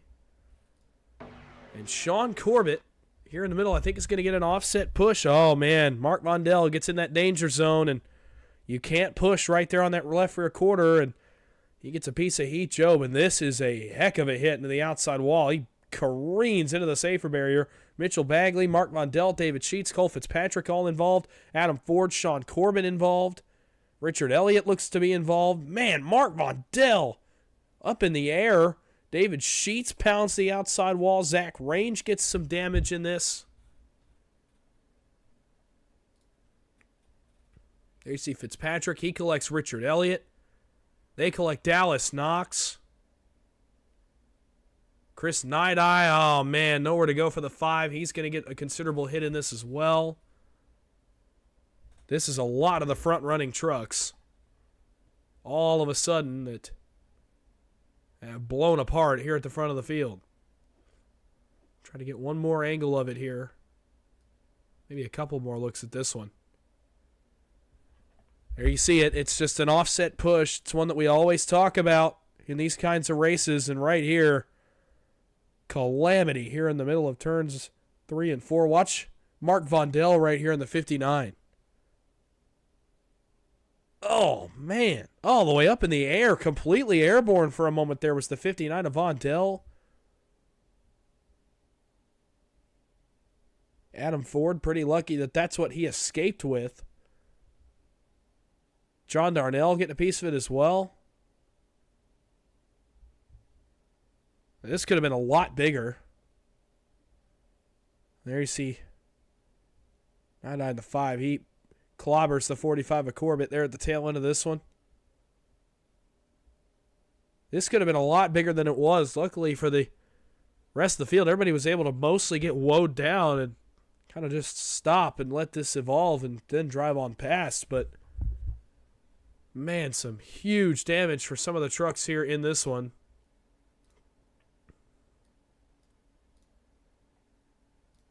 Watch it in real time. Oh, man, Mark Vondell.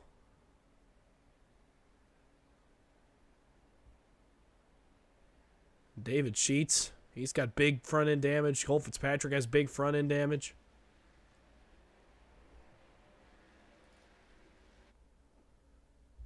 Try to go on board with Adam Ford here.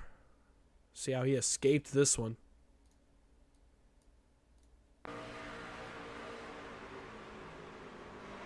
Oh, he actually didn't escape.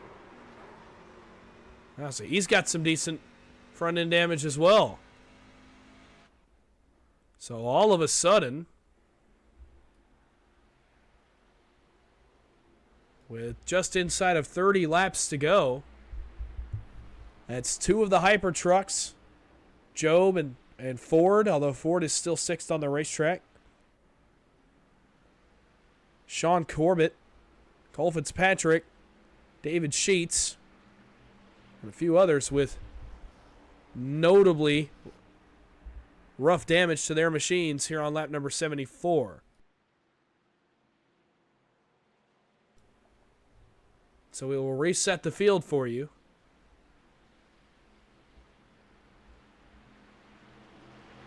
So we get ready to go back to green on lap number 75. Justin Mills inherits the lead off of this caution. Danny Barnes will roll from second. Row 2 will be Austin Green and John Darnell. Row 3 will be Danny Eshelman and Adam Ford. Row 4 will be Joey Allen and Tucker McClendon. And row 5 will be Sean Corbett and Richard Elliott.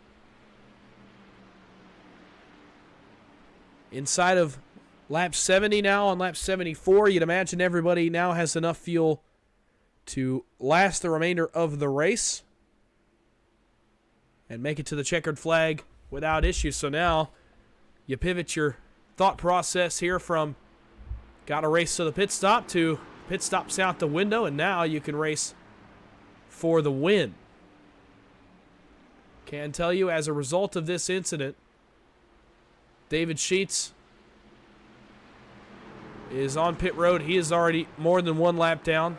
Heath Job as well, already more than one lap down. Larry McDonald is also off the lead lap, as well as Dallas Knox, Matthew Patton, and Steve Sizemore. So here we go. 26 laps to go from the Talladega Super Speedway. Here in the Little Guys Christmas Bash 266, Justin Mills leads the way. So we get ready to put him under the green flag one more time. Here from Talladega off our fourth caution of the night. Green flag is in the air. And back up through the gears we go one more time now towards turn number 1. Both Mills and Barnes get a pretty good start there. Help does as well, Darnell and Austin Green. So it's a battle of who gets the better push. Right now it's Austin Green on the bottom. Wow, what a great job Austin Green is doing on the bottom. Enough to get himself clear. Does Danny Barnes hang behind him? Yes, he does for now. Austin Green once again to the outside. He goes to the race lead in the 87 off the bumper of Danny Barnes. They've got John Darnell, Adam Ford, Tucker McClendon as well in tow. They're going to double clear to the bottom. Austin Green and Danny Barnes. At least Darnell, Ford, and McClendon up in the top side. Power move. Austin Green, the Embry-Riddle Ford F-150, the winner of the final regular season race of the Little Guys Series Season 2. He raced for a championship, and tonight he finds himself once again in the lead. 25 laps to go at Talladega. 3 quarters down, 1 quarter to go. It's starting to get very close to crunch time. You got to start to make moves. The field is stuck right now behind Dallas Knox further back. It has broken up the field in a big way.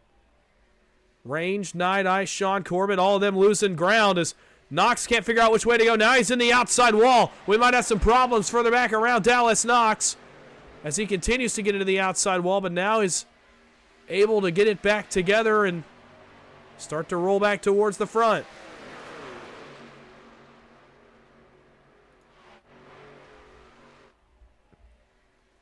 So a breakaway here of about 11 trucks back to Mark Vondell. And then Zach Range and Chris Knight are in no man's land right now as they wait on some help.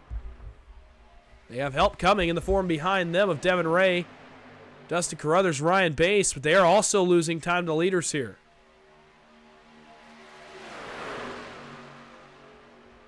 Austin Green, Danny Barnes, Justin Mills continue to lead the way. Danny Eshelman, John Darnell, Adam Ford, the only ones up in the top lane right now.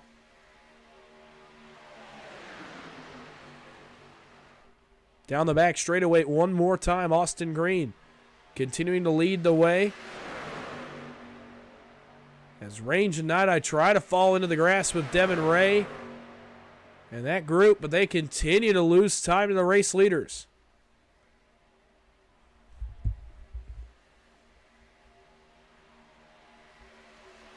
They're going to basically need another caution at the rate they're going unless they can get lined up here. Here's that second group, led by Devin Ray. Now they've started to pick up a little bit of time. So we'll see if they can get back to it. This group has started to fan out just a little bit, and that could be leading to some of that time you see them gaining. They are lined up.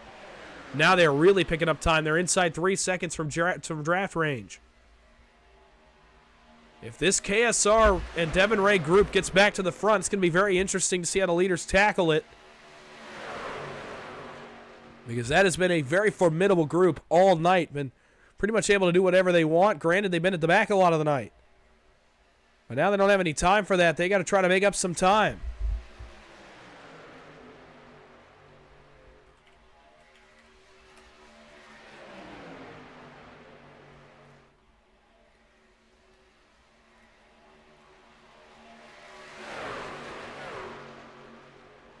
So up front, Austin Green loses the lead here to Danny Barnes, Justin Mills, Richard Elliott, and Adam Ford. Hyper Motorsports in a very good spot on the bottom of the racetrack. Those four lined up all in line. Austin Green, Danny Eshelman going to have to just be content with where they're at. What this is doing is it is allowing that group led by Devin Ray to continue to reel in this lead draft, because these guys are all over the place up here. All they're doing is stalling enough time to let Devin Ray, Dustin Carruthers, Ryan Bass, Trevor Osmanoff, and Thomas Parker right back into this race. And so with 21 laps to go, the Hyper guys split. Elliott, Adam Ford go to the top side. They've got Austin Green with them, but now Elliott drops to the bottom and he leads the race.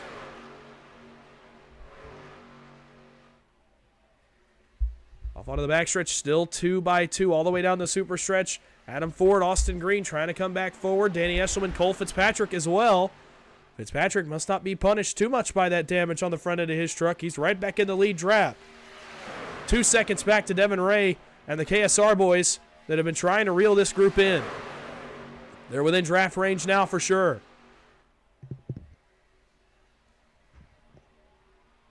It'll be 20 laps to go at the line. You see them. They are visibly closing in now. When they get there, I don't think they hesitate. They probably jump immediately to the third line. This group very disorganized here at the front of the field. 20 laps to go this time by. And now as we have a moment, I've been rated, if you will, up here in the booth. I got a couple guys up here, and we'll see what they're thinking as well. And the first of those, Cody Nagels up here with me in the booth. Cody, I don't know if you're loaded in yet, but if you are, feel free to just, first off, just, tell me how are you feeling tonight, and also how you feeling about the racing we're seeing here at the front of the field. Well, I'm feeling really good. I'm glad I was able to load in with enough time to help you call the finish of this race, and I'm getting loaded in. The first driver that I can get the trading paints to refresh for me so I can kind of orientate myself a little bit is the 22 of Devin Ray, and it definitely looks like that they are now caught up, and I'm thinking him and the 10 of Dustin Carruthers are probably going to be pretty quick to form the third line and see if they have something for the leaders in Hyper Motorsports. Well, absolutely, and it's funny, really, that they've had an up and down race, a really roller coaster race. They were at the back a lot of the front end of this race. They went right to the front, got the lead on the first cycle of pit stops, and then after that, Dustin Carruthers, we saw him. He has basically had to rebuild that truck and, well, interrupt that. 3 wide now up at the front of the field. Austin Green says it's time to go in the 87. He hangs the Hyper guys in the middle. The problem is they don't have a third. Richard Elliott up top. Now he goes to protect his teammates here, Adam Ford. And Justin Mills, he tries to block the top. That's going to cause a wreck. Trouble. Around goes Adam Ford in the 11. The 26 of Eshelman, the 87 of Green, also involved. And that brings out a caution with 19 laps to go, and that was one where I don't know if Richard Elliott wanted to go up that high, but when he did, unfortunately, there was such a run up there that just wasn't really time to block. Let's see if that was the case as we came off turn number 4. And this one, let's see, Richard Elliott, you see him there in the middle. And I want you to go back a little bit further, but Austin Green gets turned. There's not much Danny Eshelman can do there except pretty much hold on for the ride. And let's see if Richard Elliott does this by choice here in turn number 4.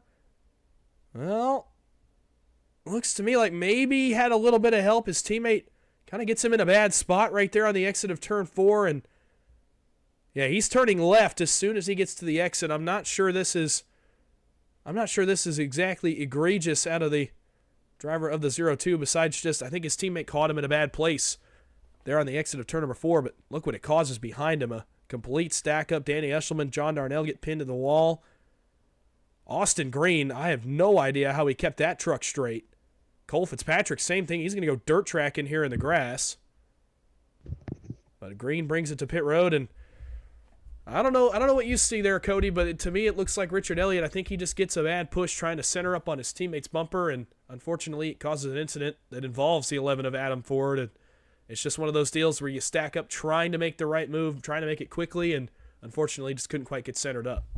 I mean, I could be wrong, but it looked like before he made the move, if it was a move, he may have been sent up the track, but it looks like before he went up the track, there was a little bit of space between his truck and Adam Ford, so it makes me wonder if he just seen the run and was trying to move up. But regardless, it's going to stack the field up, and it's just like a big roll of the dice right now. And if you're any of the drivers in the back of the field, you have to, I mean, at least if you've made it through that wreck, you have to like your chances right now.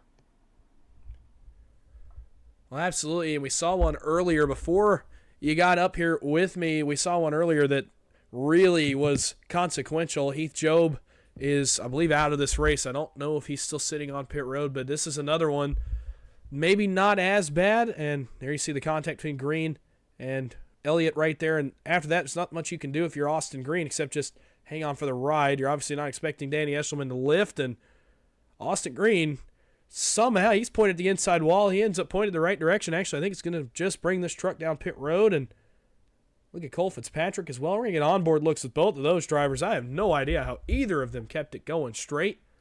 So we'll get an onboard look with both of them before we go back to the green flag. Here's first from Austin Green. He bounces off Adam Ford. Waving the wheel, and then late decision to come to pit road. And it's going to bring that truck down for service. Great save by Austin Green, but the better save in this one might have been Cole Fitzpatrick. Here's him in the 9, goes right, goes left, sees the cone, sees the grass, and says, all right, gonna get it straight in the grass. Still waving back and forth, trying to just get the truck straightened out. What a great save by both of them. Cole Fitzpatrick, certainly one of the guys in this field tonight that is driven like he wants to prove something in this race. He's gonna have another opportunity on a restart late in the going. So we'll reset the field for you here briefly. Richard Elliott, Danny Barnes lead the way. They're 1-2. The pair of teammates, Mark Vondell, Tucker McClendon, are 3rd and 4th. And then it's that group you just talked about, Cody. Devin Ray, Dustin Carruthers, Ryan Baste, Trevor Osronoth. It's KSR and Devin Ray. And they now find themselves 5 through 8 for an inevitable restart. And you have raced against these guys more than once, on plenty of occasions, actually. You know what they bring to the table. What do you think their game plan is going to be right here when we go back to green with 15 laps to go? I think for the KSR drivers, Carruthers, Baste, and Osbornoff, I think it's pretty clear that probably going to try to let the bottom 2 lanes get hot on temps, and as soon as they feel like it's time to go to the 3rd, I think you see it. They might not even wait. I mean, I think that 3rd, it could formulate quicker than even I anticipate. But you got Devin Ray starting on the bottom under Dustin Carruthers, and I'm going to give him an honorable mention here because I do not believe he's running with anyone tonight, and he's in a solid position here sitting P5. You know, if I'm Devin Ray, I'm thinking about grabbing the KSR guys if I can and just trying to make that 3rd roll because Danny Barnes is leading the 27. Let me look on my ticker here. The 27 of Tucker McClendon. So you have to think there's not teammates necessarily lined up. You have Elliott and Barnes, but they're in different lanes. So if I'm back a few rows, I'm thinking that 3rd could be rolling. Absolutely. I think you are definitely right. Carruthers and Osronoth, no strangers to trying the 3rd line. And as soon as I think they can get Ryan Baste up as well, I think they will. They're at least going to attempt to have him up here to try to help them forward. We know how well they work together. And good call on Devin Ray. That actually is correct. He is running solo, flying solo tonight, trying to make friends, not enemies, and it's worked well for him so far. Made a pretty big ally here in the KSR boys. A couple of times they've had to make ground up. Both times they've been able to do so. And so tonight, look for an unlikely alliance there between the 22 and those 3 KSR trucks running back there in the next 2 rows. So we'll see what they have in store here. Obviously, these 4 at the front, they see that now. They got to realize who's behind them on this restart. So here we go. It'll be 15 laps to go. 85 are in the books.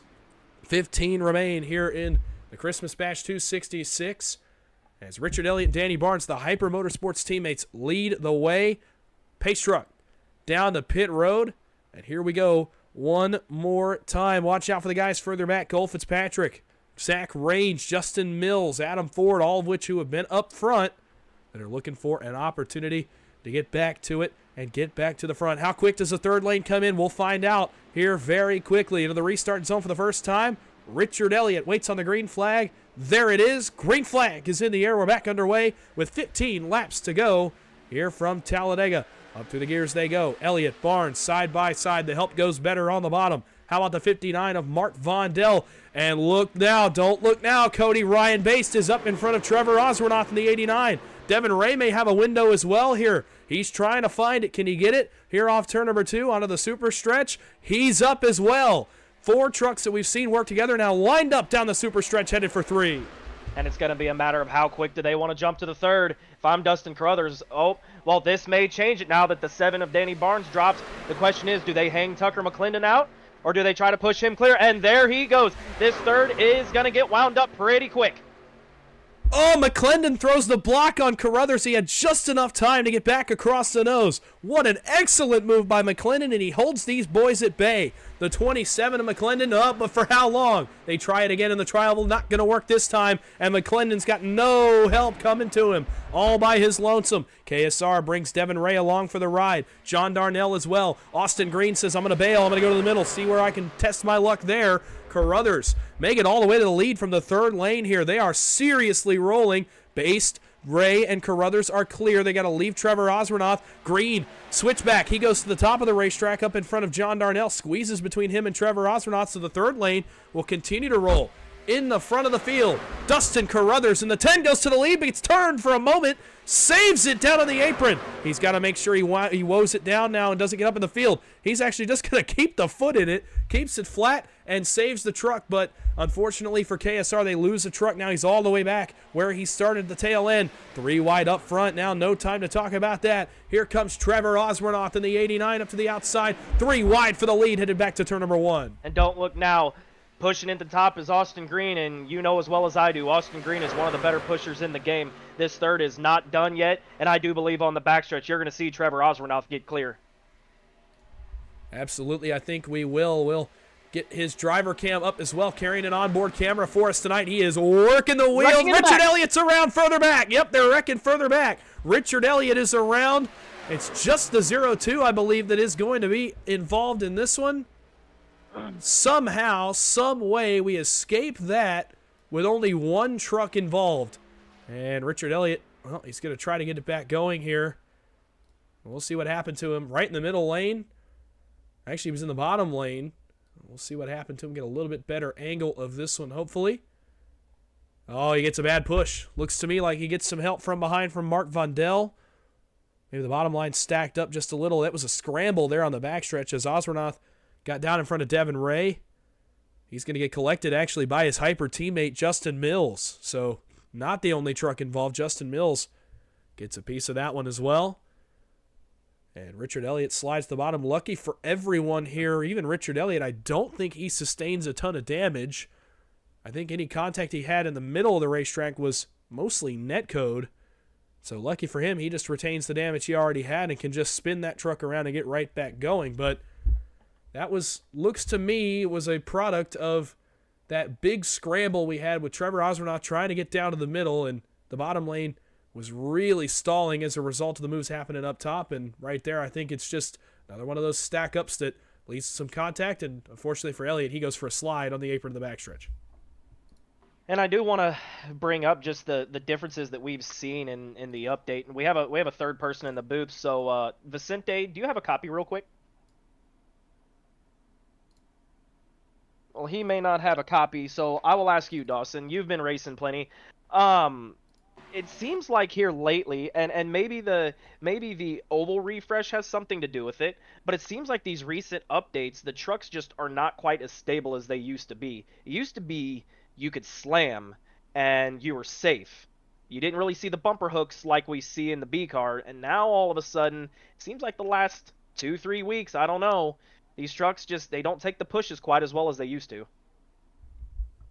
Oh, I agree. I don't think they do. And I've seen that myself. I've experienced that myself. I'm trying to get on the learning curve as well as these guys are tonight. And you saw right there, Ryan Baste. I'm going to tell you what, Ryan Baste might be the luckiest guy in all of this.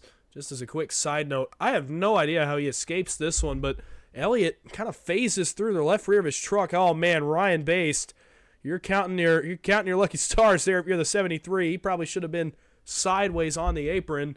Instead, Richard Elliott, he had connection issues earlier in the night. Maybe that contributed to the fact that it did not register contact. But back to what you were saying, I definitely think it's a learning curve, and I think these guys, you've seen it already tonight, have kind of had to go through that learning curve and work through it just a little and just, kind of try to get used to the fact that now we've gone from, in the span of about 4 to 5 months, not being able to hit at all when you're trying to push somebody to you can completely slam draft and do so in the corners as well, to now this almost a happy medium, I would say, between the two, to where you have to, again, completely relearn what you know about pushing in these trucks. It's a whole different style, even though it's not that much different. It goes back to a little bit more of the finesse racing I think we saw before the update. Yeah, and I think you hit the nail on the head. And I mean, I will point out as well, the Xfinity car, at least at Talladega, seems to be a little bit more stable on the default setup. So maybe, I mean, some people might get mad at me if I say this, but I think maybe the truck and the B car might be closer now than they've been in the last 2 years. But that's up for debate. But I definitely think that there's similarities now that you can't slam draft quite as well anymore in these. And I also think with the oval refresh, the track state is changing throughout the race. And I think with that, the bottom is more viable. Sometimes the bottom will have grip early on in the race. If you're running a 500, by the end of it, even if you have fresh tires, that bottom's going to be a little bit slick. I mean, you got to think about the rubber that's being thrown down throughout the race. I know, like I said, with the oval refresh, people have been talking about the track state changing. And you might be strong up top early in the race, and you might be strong down on the bottom at the end of the race. It's definitely still, at least for me, I am learning it every day as we speak. But it's very, very interesting, and it gives me more drive to get on here and try to learn the little nuances in the changes, because it just seems like the truck is changing by the day.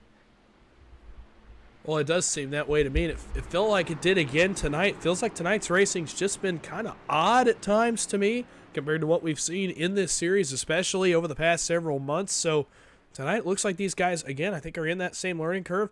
What the oval refresh aimed to do is just change the dynamics of lanes as races go on. And you might think, oh, well, that doesn't really affect a super speedway. I'm here to tell you, and Cody can agree with me from experience, that is absolutely not the case. It has changed the way we race on super speedways almost fundamentally over the past couple weeks. And we've been experimenting with track conditions. I know tonight, I think they experimented with them as well to try to see what that refresh does to these trucks, does to these drivers, does to the style of having to race. And like he said, when that bottom lane heats up, it slicks up as well. The grip level goes down, and you'll see it move to other lanes of the racetrack. And that could be why you saw that third lane roll so well, because we saw them run right along the yellow line for most of the first half of this race. So it could lean into why that third lane's gotten so good here late in the going. We'll see if that does continue to affect the way these guys race here at the front.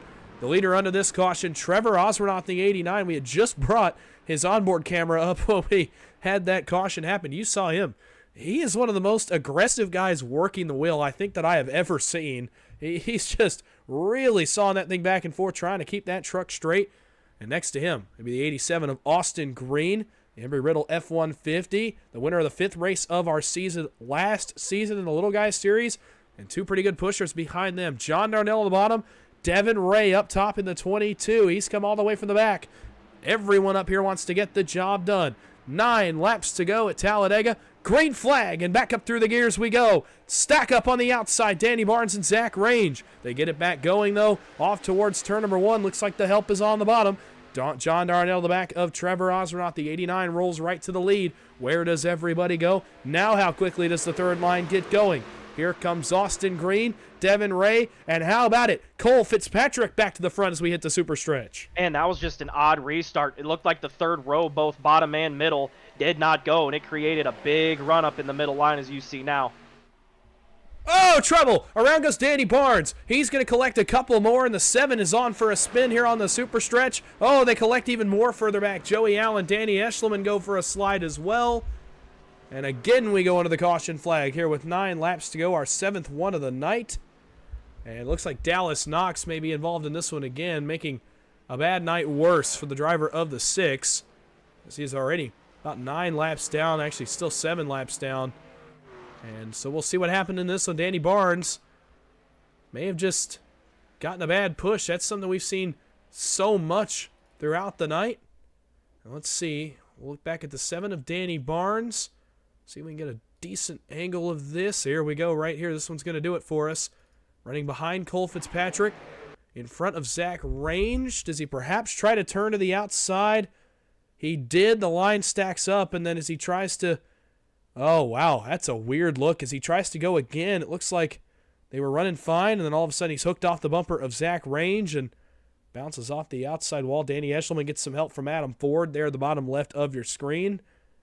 And as he's on the brakes, he's trying to just miss the 7 of Barnes as he slides down. I don't think he's going to be so lucky.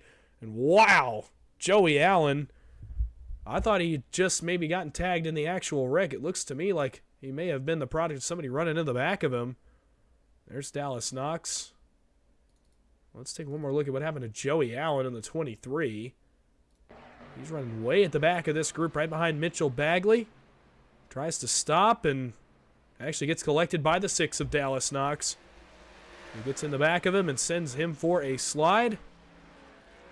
And this is what brings out our 7th caution of the night here inside of 10 laps to go. And to me, I mean, correct me if I'm wrong, Cody, but it looks like to me maybe that Danny Barnes had a thought to go 3 wide, and Zach Range was fully committed to going with him. And as soon as he did, the line started to stack up, and by the time he tried to get back in line, unfortunately, Zach Range had already caught him on the right rear, and those two end up in an incident. Yeah, you definitely can't be indecisive with the moves because the runs, I mean, you know as well as I do, you can still push the pusher, and if the run is there, you have to either A, commit to it, or B, stay in the middle line. And if you get caught in the middle, that's what's going to cause the big wreck. And unfortunately for Danny Barnes, that seemed to be the case. He wanted to go to the third. Zach Range was already there, and I mean, he tried to put it where there simply was not room. Take another look here from the chopper. Well, okay, the middle line to me, actually, you know what? It looks like Cole Fitzpatrick wants to go up there as well to me. Then he tries to get to the outside of Devin Ray. They make contact.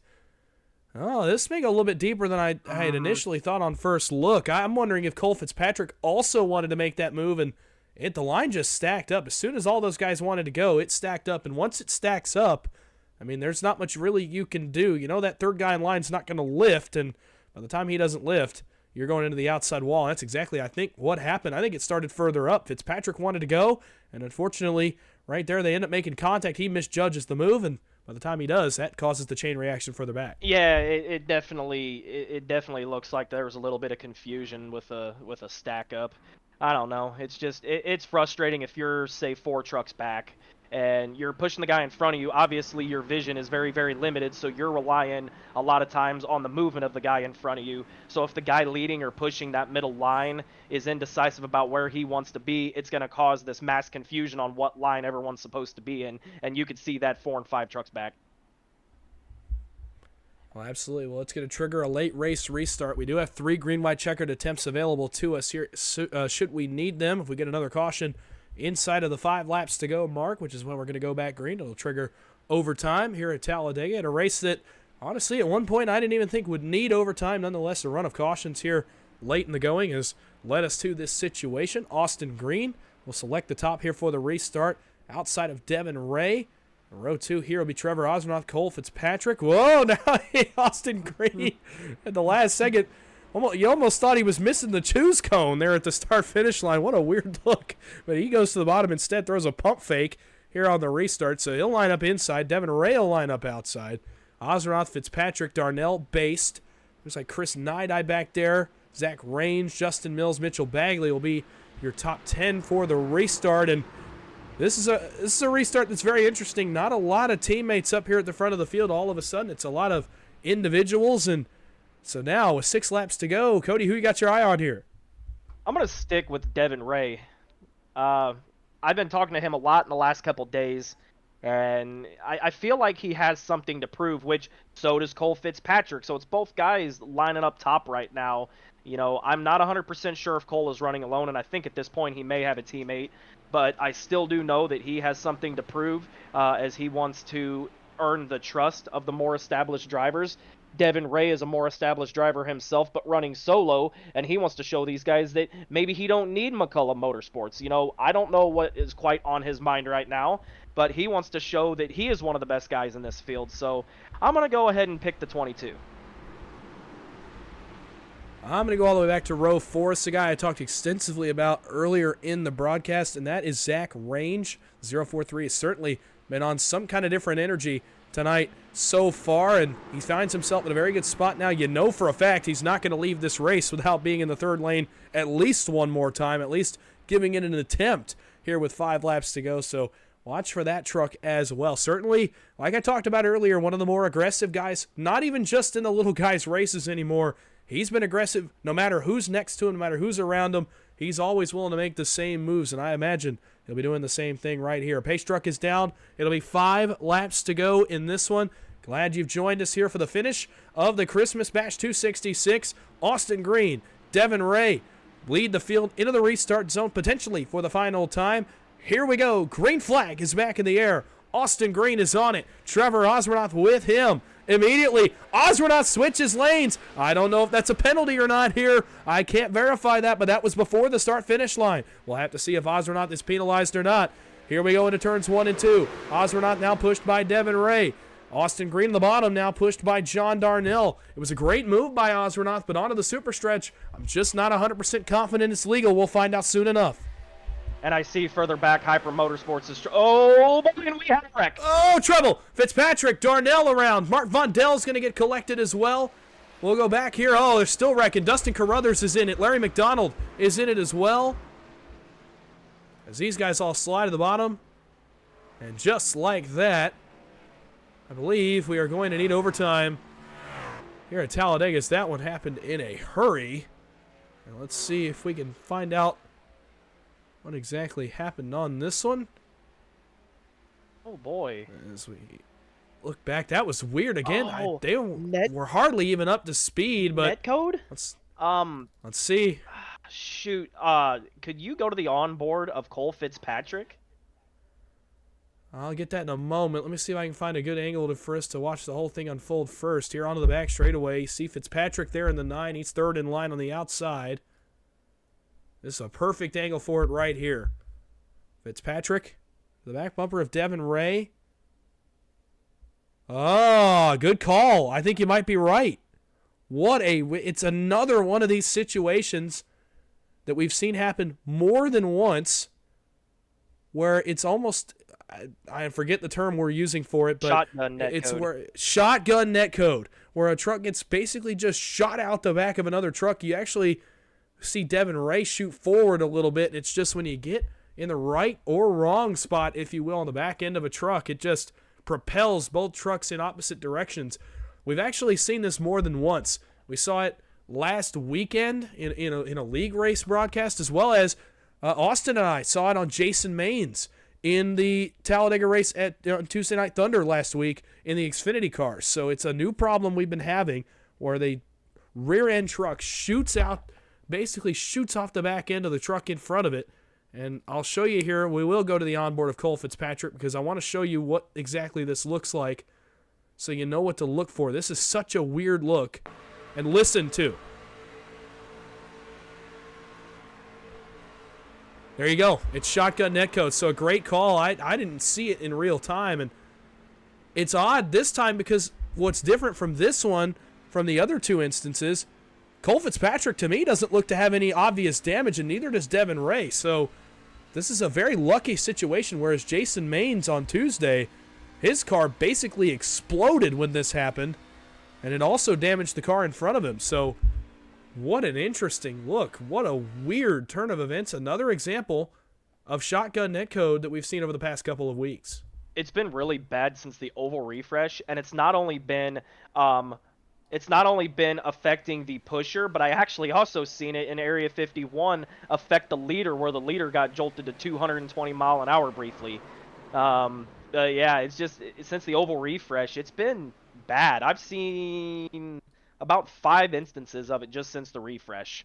I'm not sure when the next patch is coming out, but I would like to think that maybe it's going to be addressed. So you see Larry McDonald there slide to the apron, Dustin Carruthers as well. Second incident of the night for him.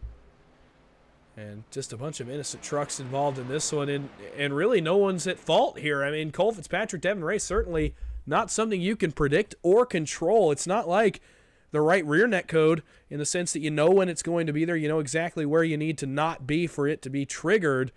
This kind of netcode is seemingly completely random. I've seen it happen at times. I've seen it not happen when maybe it should happen. So it's been completely random, and unfortunately, there for Cole Fitzpatrick and several other drivers, it strikes at the exact wrong time. And man, what a tough break for those guys. It's just another example. What has got me so confused is the fact that it did no damage to either truck. Devin Ray still running second. Fitzpatrick, I think, here is going to be running in the looks to be the 21st position, but it did not seem to have any obvious effects on his truck. That's what is so weird to me in all this. Yeah, normally you're getting at least a minute of optional, and like you mentioned with Jason Maines in the RMR race, it gave him heavy damage, and it doesn't seem to be a rhyme or reason as to why it's happening. And again, iRacing, I don't know if anyone in our direct community has sent anything into iRacing. I know I haven't, but it does need to be addressed.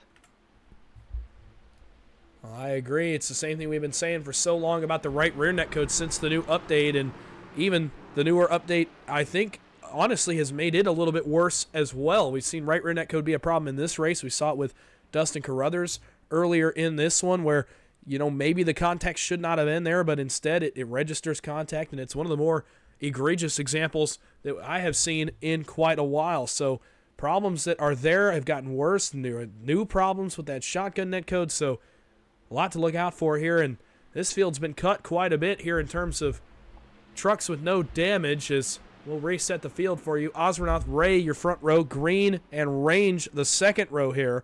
Chris Nideye's all the way up to 5th after all of that.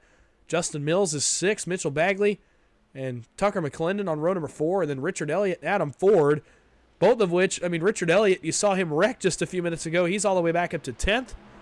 And officially, this will be overtime attempt number 1. I do believe here is, well, maybe not. It actually may. Yes. We're on lap 99, so it is overtime number 1. So attempt number 1 at a green-white checkered coming up. Trevor Osmernoth has the lead. They get to the white flag. We will not need a second attempt. If not, we have 2 other attempts at a green-white checkered. These guys, obviously, after 100 laps, would like to get this one done right here on this one. And so here we go. Trevor Osmernoth will lead the field back into the restart zone. The pace truck is down. Want to thank everybody who's come out to watch. It's been a good audience all night. You've stuck around for the best part of the race. The last 5.5 miles or so of this one set to go here. 2 laps to go. Who's going to get the job done? Will it be Trevor Osmernoth? Will it be Devin Ray? Will it be Austin Green? Or will it be someone else from behind them into the restart zone? Green-white checker number 1 is Green, and off towards turn number 1 we go up through the gears. Osmernoth again changes lanes right before the start-finish line. He's up in front of Devin Ray. Austin Green all by his lonesome on the bottom waiting for some help. Mitchell Bagley jumps down, going to help him. Now Devin Ray, I don't know how long he wants to push the 89 of Trevor Osmernoth. Now they leave the top open here for Zach Range onto the super stretch. Osmernoth, Ray out front, but for how long will it last?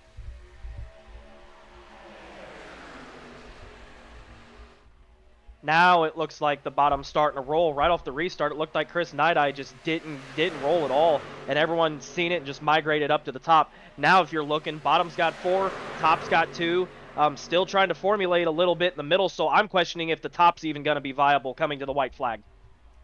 Well, it's viable right now for at least the top 2 trucks as Zach Range goes all the way to the race lead. Drag race in the tri-oval. Down to the white flag they come. They will make it one more time around. White flag from Talladega. Into turn number 1, Range versus Osbornoff. They're still waiting for some help in the middle. On the bottom, they are nose to tail, 3 deep, make it 4 deep now as Bagley comes to their aid. Look at the push that Justin Mills is giving on the outside. Onto the super stretch for the final time. Range leads, but again, for how long? And it looks like Devin Ray is getting to the bumper of Trevor Osbornoff now, but at the same time, you have Justin Mills and Richard Elliott up top pushing Zach Range. My question is, will they continue to push him, or will they try to split him out in the tri-oval? Here we go. It's going to be 2 by 2 all the way off turn number 4. Bottom line starts to drift up. Adam Ford looks 3 wide further back. Never mind. Up front, drag race all the way home. Osbornoff and Range. Who's got the better push? Range now gets a little bit of a boost. Into the tri-oval. Here comes Justin Mills to the outside at the line. Osbornoff gets the victory at Talladega. Fantastic finish, and I'm glad to see that the front drivers were able to race it out clean coming to the white. It looked like Hyper Motorsports, just like I had thought, went up to the third, but it was a little bit too late. Devin Ray sees an opportunity to finish P2, and he pushes Trevor Osbornoff all the way to the line. Fantastic. What a great run for Osbornoff and Ray. They punch in on what was a successful night for that group, a dominant night for that group. They looked like the best group all night. Ray running with them. It seems to me like they had an alliance going, and certainly they did on that race start. And Justin Mills, man, he comes out of that looking like a champ as well. He had a great run tonight in the 3 for Hyper Motorsports. Doesn't get the win. Comes really close. Comes within inches of getting to victory lane. But nonetheless, he'll settle for a podium finish here, and we'll get your exact finishing results here in a moment. We'll let Trevor Osbornoff start to burn it down as he comes back to the start-finish line to get a burnout in. We'll throw him up on the big screen as well. We'll give him an opportunity to celebrate. And rightly so. What a run it was for him. And he will begin to burn it down. He's got his teammates with him here on the front stretch. Trevor Osbornoff, the winner of the Christmas Bash 266 from Talladega, and he celebrates with his KSR teammates.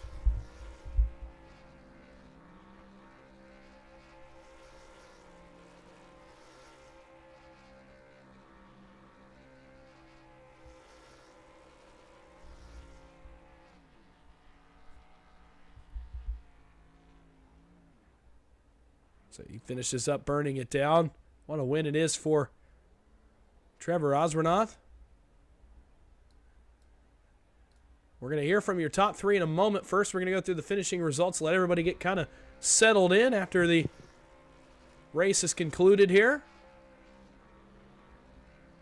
And so we'll go through your finishing results here briefly for a moment. First, Trevor Osbornoff gets the victory in the Little Guys Christmas Bash 266. Justin Mills comes home in second with Devin Ray wrapping up a good effort there in the 3rd position. Zach Range finishes 4th, Richard Elliott 5th, Austin Green 6th, Tucker McClendon 7th, Joey Allen 8th, Mitchell Bagley 9th, and Ryan Baste rounds out the top 10.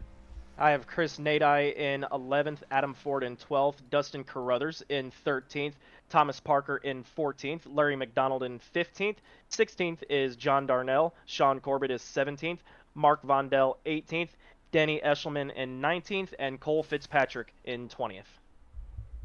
Danny Barnes rolls 21st tonight, Dallas Knox in 22nd, Heath Job 23rd, David Sheets 24th, Matthew Patton 25th, Steve Sizemore 26th, and then the 2 trucks that did not make the grid tonight, Ron Morris and Josh McCullough 27th and 28th.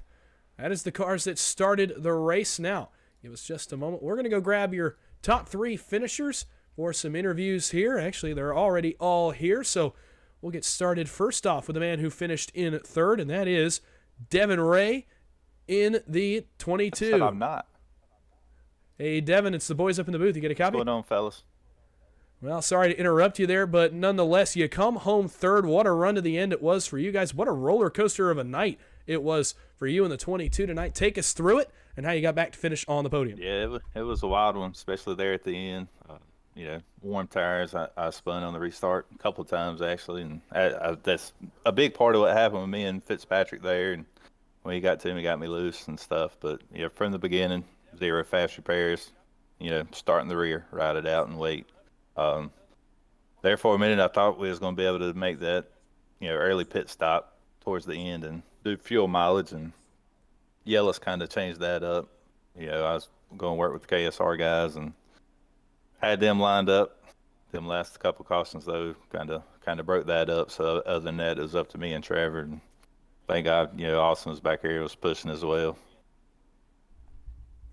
Well, absolutely. And kind of take me through it. We saw you, generally running with the guys from KSR tonight. Just kind of take me through what went into that. Is that an alliance you guys formed on the racetrack through the early parts of the race? We saw you guys execute a lot of those moves together. The first pit stop as well it was together. So take me through that dynamic as the race went on. Yeah, I had left McCullough, and I talked to them guys there, before the race, because I'll push any and everybody that I can. And they, let's be honest, they had the bigger team, in that field, in that pack. So it's like, hey, ride in the back and wait it out, see what happens. And it fell our way, luckily.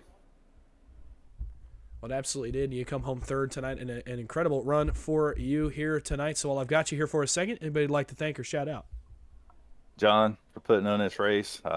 I enjoy these, 100 lappers or bigger races, et cetera, instead of the little dashes, 30 laps and stuff. Them boys over at KSR are good guys, to work with, give me the help and push us when I needed it, et cetera. Worked on pit strategies together, so that was great. So appreciate all of them.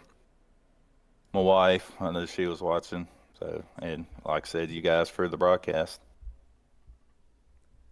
All right, well, congratulations on a third-place effort tonight. A fantastic run for you. Go enjoy it. Go celebrate, and we will see you next time. Appreciate it, fellas. That moves us to our man who finished in second position tonight, Justin Mills for Hyper Motorsports. And Cody Nagels, I'll let you handle this one. You stand by with the driver for Hyper. Absolutely. Justin Mills, it's the boys in the booth. You have a copy? Yes, I do. Fantastic. So first off, I gotta ask, just take me through the race, and if you could, what are the big differences you see between the normal 20-lap and 30-lap DegaPros races that you're accustomed to running versus the longer 100-lap races and even the 500s? To be honest with you, I don't really know. This race here, it was just trying to stay clean, and without no fast repair 100 laps, that's a long way to go and stay clean and not get caught up in some bullshit. Excuse my language. Well, absolutely. I think there's a little bit of a different perspective to running the longer races, especially with no fast repairs, is the moves that you might be accustomed to seeing. In the quick dash type races, you really just can't afford to make those moves because one mistake and your race is done. But going on to the end of the race, do you think there's any more that you and Richard Elliott could have done maybe to get the third going a little bit quicker, so maybe you could have crossed the start-finish line in P1? Yeah, I think if we'd have decided to jump out a little bit sooner, then I might could have won the race. I don't really know. I'm happy where I finished, though. Oh, and absolutely, and it was a very strong night, I believe, for both you and Richard Elliott, and it was a strong showing for Hyper Motorsports. I was only able to watch the last 25 or 30 laps, but when I had clicked in, you guys were leading the race, so hats off to you guys, and it was a fantastic finish, and was glad to see you on the podium. But before I let you go, is there anyone you'd like to thank or shout out? I just want to thank John Warden, Hyper Motorsports, and all my teammates. Short, sweet, and to the point. P2, Justin Mills, thank you for the interview. Y'all guys have a good night. You too. That is the man who finished in the second position tonight. It leads us to the man of the hour, the man getting the job done in the race here tonight. And that is the 89 for KSR of Trevor Osronath, and we'll see what he's got to say about his efforts here tonight. Hey, Trevor, it's the boys in the booth. You got a copy? Man, of course I do.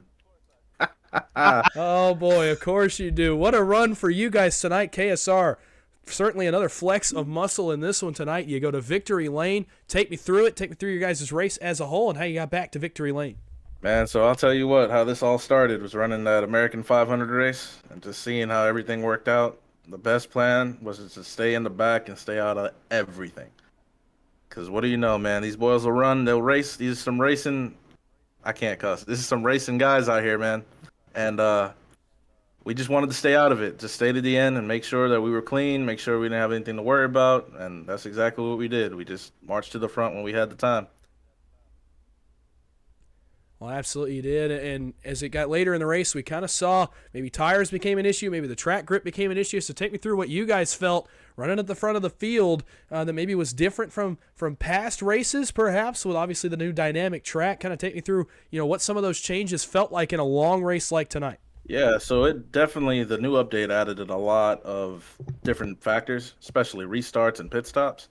Tires probably going to be key here from now on, especially with a hot track. Super hot track. On the restarts, man, people were spinning tires and they're kicking the ass ends of it left and right, trying to stay straight, trying to get up on the bumper of somebody. And those restarts really dictated a lot. Luckily, I was able to get some pretty good restarts and get out ahead of some guys.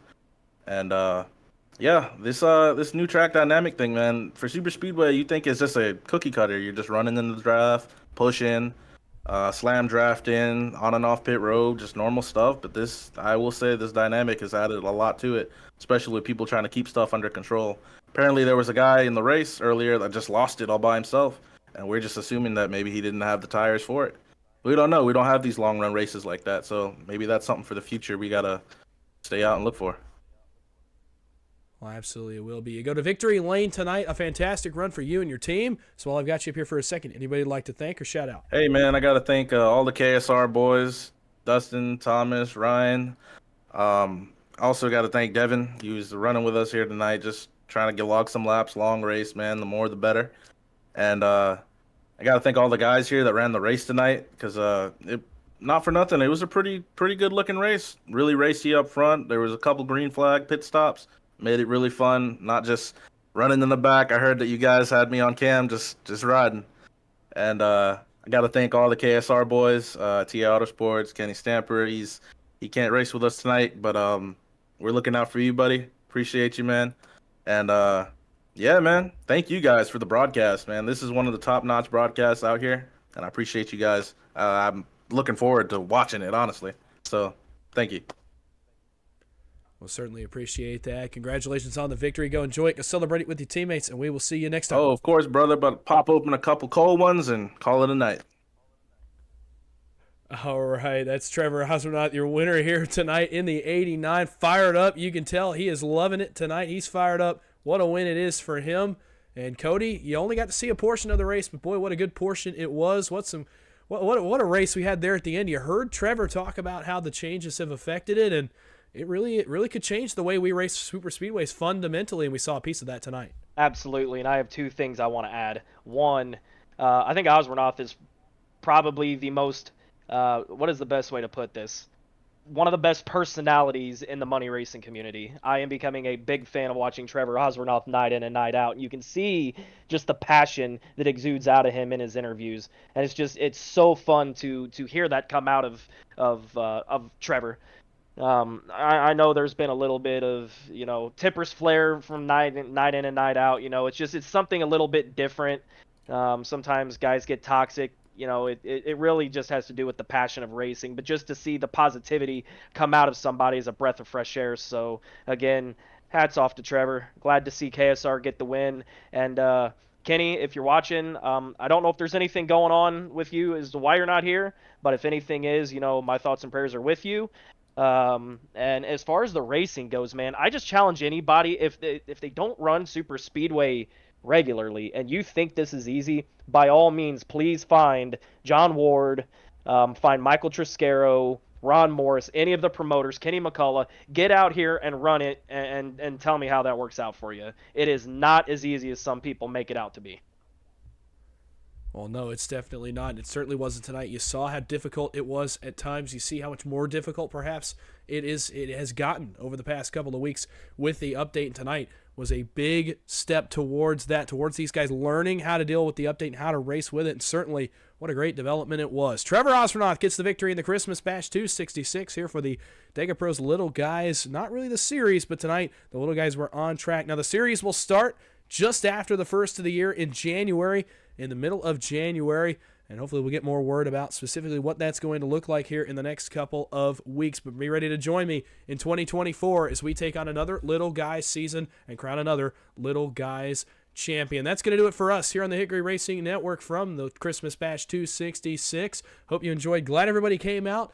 Make sure to come back next time. Next on the docket, I believe, is going to be tomorrow night's broadcast of Ron Morris Racing's Tuesday Night Thunder, the second and final race of the round of 16 of the postseason in Tuesday Night Thunder as we cut the playoff field from 16 to 8. It'll be on the Ghost Racing Network. Go check out the call. Will be from myself and Austin Green, who you saw in the field here tonight over on the Ghost Racing Network. After that, I believe the PGR Thursday Night Heat Series is running this week. They will run this week. They will be off next week, I believe is the word I got from the boss man, Michael Triscaro. And most series will have next week off as part of the Christmas holiday. After that, not sure much else is going on over the next week or so. Until next time, enjoy your holiday season, enjoy your Christmas, and enjoy the time off here with friends and family and loved ones. Until next time, my name is Dawson Wise. For my partner, Cody Nagels, we've been joining you for the Little Guys Christmas Bash.